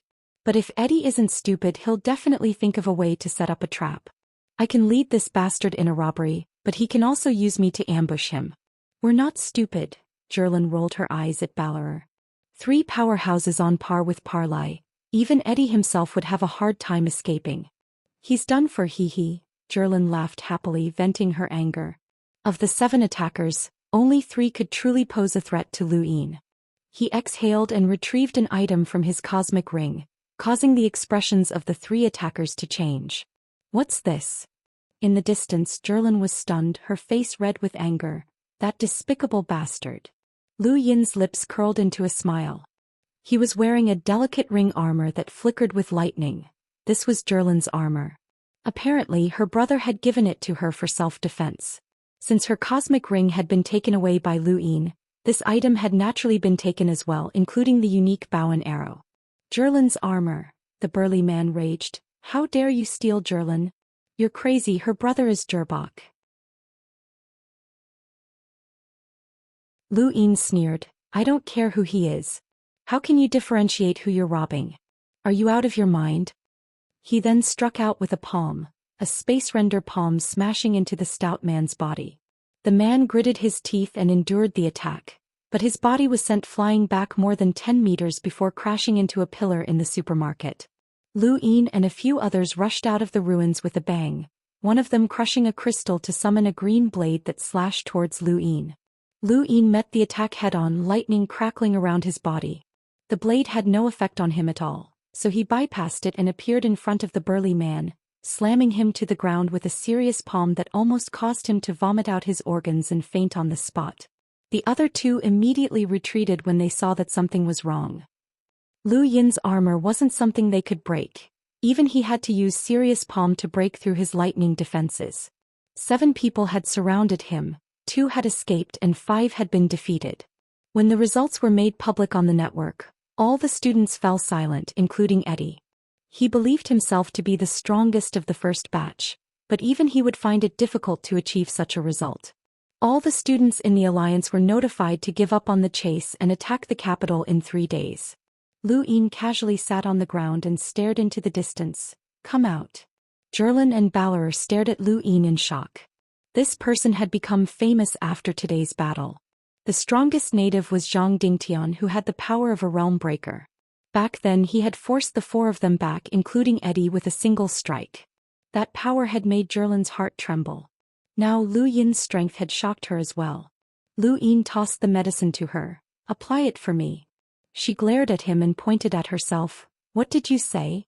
You want me to apply medicine for you? Is it that hard to understand?" He asked indifferently.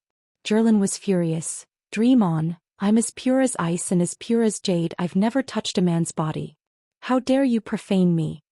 Lu Yin stared at her coldly. "Don't think I don't know what you're thinking. You wouldn't have been so polite if I'd lost. Apply medicine for me now." "I'll do it," Ballerer said. Lu Yin snorted. "No way, your hands are dirty." Ballerer was furious. "Thank you to the readers for your donations and support. Update at 2 p.m.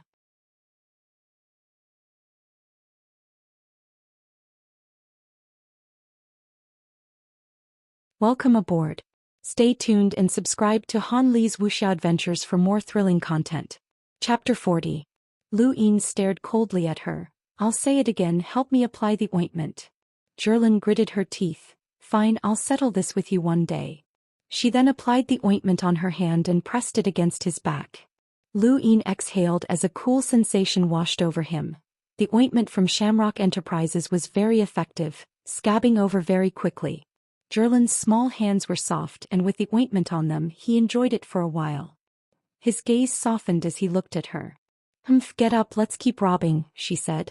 Lu Yin tossed the cosmic ring back to her. No more robbing, that's enough. Go have fun on your own. No, Eddie hasn't shown up yet, we have to rob him. Lu Yin smiled and ignored her. These people hadn't taken him seriously before, thinking that one of the Academy's strongest would be enough to deal with him. Now, however, 7 of them had appeared at once. Only an idiot would try to rob them again. Rummaging through the cosmic rings of the 5 students, he found 2 more cubes of star crystals and waved to Zhou before flying away. Zhou suddenly shouted, "Bastard, my armor, my bow. Lend it to me for now, I'll return it later." His voice drifted away until it couldn't be heard anymore. Zhou stomped her feet in anger. Her brother had given her the armor and bow for self-defense, and they were the reason why Eddie had been so wary of her. Now they had all been taken from her, that despicable bastard. In the capital, Zhang Dingtian and the rest saw the results on the network. Bai Shui was shocked. The students from the heavens were all in the realm of sky, and those who dared to complete the mission were at least in the top 3 of their academy. She had personally witnessed the strength of the academy's strongest, but now 7 of them had been defeated. How had Lu Yin become so strong in just a few days? Zhang Dingyun suddenly looked towards the south of the capital, a rare smile on his face. An old friend is here. Bai Shui's eyes lit up. That's Zhou Xian. The 2 quickly flew towards the south but stopped halfway and looked towards the north. Another old friend. Looks like they all want to get involved in this mess. Bai Shui was pleasantly surprised. Wu Xing is here too, that's great. Zhang Dingtian took a deep breath. They shouldn't have come. There are 4 of the 7 sages, 5 against dozens of students. What a disparity in power. In the distance, Lu Yin found a remote mountain village and set up fire crystals around it. He took out a large handful of star crystals and crushed them, causing a surge of star energy as he used Sirius to absorb. In the west of the capital, Eddie and a dozen other students appeared. Everyone, prepare yourselves. We'll officially attack the capital in 3 days. Our opponents won't be the natives guarding the capital, but the second batch of trial takers. According to the rules, even if there are melders in the second batch, their powers will be sealed and they'll only be sentinels. Even so, they're not something ordinary people can handle. All the students were solemn. It was rare for a second batch of trial takers to appear in the Great Yu Empire's planetary trials. This time it was purely because of Astral 10. Many hidden geniuses had participated in the trials for the sake of their results, and this was the reason for the second batch of trial takers. A portion of them had come to Earth, and the Great Yu Empire's students were about to face such geniuses. More and more students approached the capital. In the south of Wuxia, a dozen exhausted students landed on the ocean. We're finally in Wuxia. That Eddie is organizing people to steal from the fugitive. Let's go, we can't let him get ahead of us. Groups of students appeared in the east and north as well. Wuxia was surging like a storm. When the sun lit up the land on the 3rd day, Zhang Dingtian stood atop a steel wall and looked into the distance. A group of black figures had appeared. At the same time in the distance, Lu Yin opened his eyes. He had absorbed 5 cubes of star crystals over the past 3 days and expelled the impurities from his body. His body was now filled with boiling star energy and he was much stronger than before. This was energy suppression. The more star energy he absorbed, the stronger his energy would become. He was now a peak sentinel with a power level of 3000. Over the past few days, Lu Yin had stolen 7 cubes of star crystals and used up 5 of them. He looked at the remaining 2 cubes in front of him and couldn't resist the temptation. He took out his die and rubbed his hands together. Come on, let's gamble. I hope I don't get one this time, it's too much of a scam. It's almost impossible to steal anything good. He crushed one of the cubes. The dim surface of the die changed rapidly, eventually turning into a sparkling star. Lu Yin swallowed hard and tapped the die lightly with his finger. The die spun rapidly and Lu Yin stared at it with wide eyes. Finally, the die's 5 faces disappeared, leaving only a single face, 2 pips. Lu Yin grew excited. 2 pips, an unfamiliar number. Lu Yin stared at the die, and a black hole suddenly appeared at the bottom of the die as it rotated. Lu Yin suddenly thought of a use for it. Disintegrate? Decompose everything? Lu Yin was confused. What did that mean? He looked at the slowly spinning black hole and thought for a moment before tossing a piece of scrap metal into it. However, the scrap metal fell out of the black hole in an instant. It was no longer scrap metal but rather a complete piece of metal. Its surface was smooth and hard, and its volume was much smaller than scrap metal. Lu Yin looked at the metal and understood what decompose meant. Anything that wasn't alive would be decomposed into its starting materials. This wasn't a bad idea. He thought for a moment before tossing in a cosmic ring that he'd robbed from a student.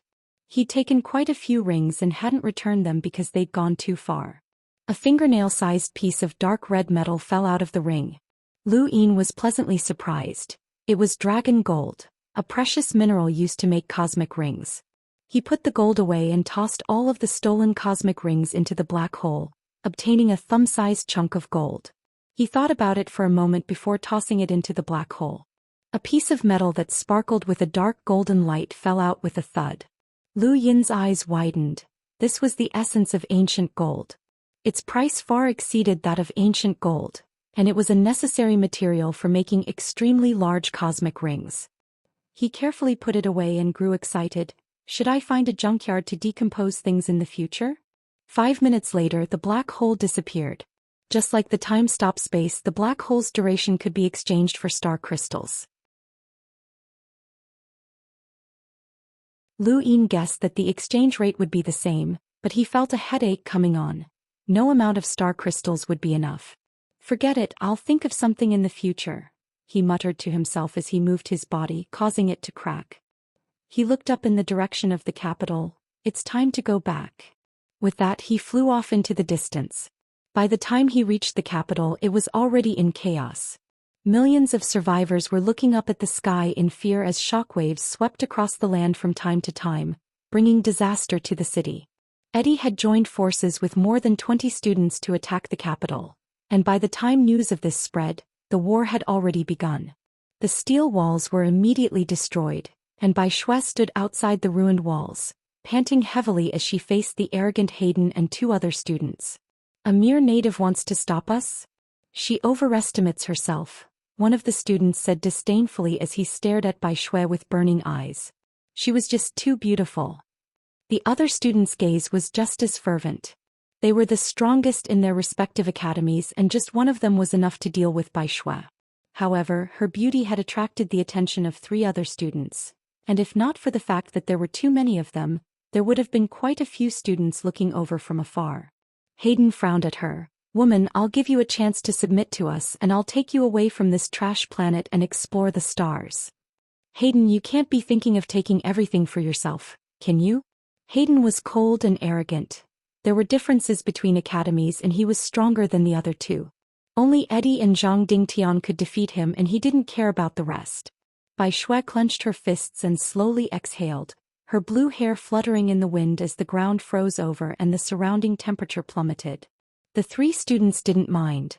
This woman was at most comparable to the strongest in the academy, and it was unrealistic for her to take on all 3 of them at once. In the distance, Zhou Xian roared in anger as he crashed to the ground with one of the students. He was barely strong enough to deal with one of them. There were still a dozen figures floating in the sky, looking down with cold arrogance. They weren't worried about losing. This was just a native city. What a waste of time. Attack, one of the students arrogantly said, raising his hand and pressing down on the capital. The pressure dropped and countless people spat out blood as they looked up in despair. You're tuning in to the Zhou Xian's Legacy YouTube channel. Don't forget to subscribe and join us on this journey to catch the most captivating stories.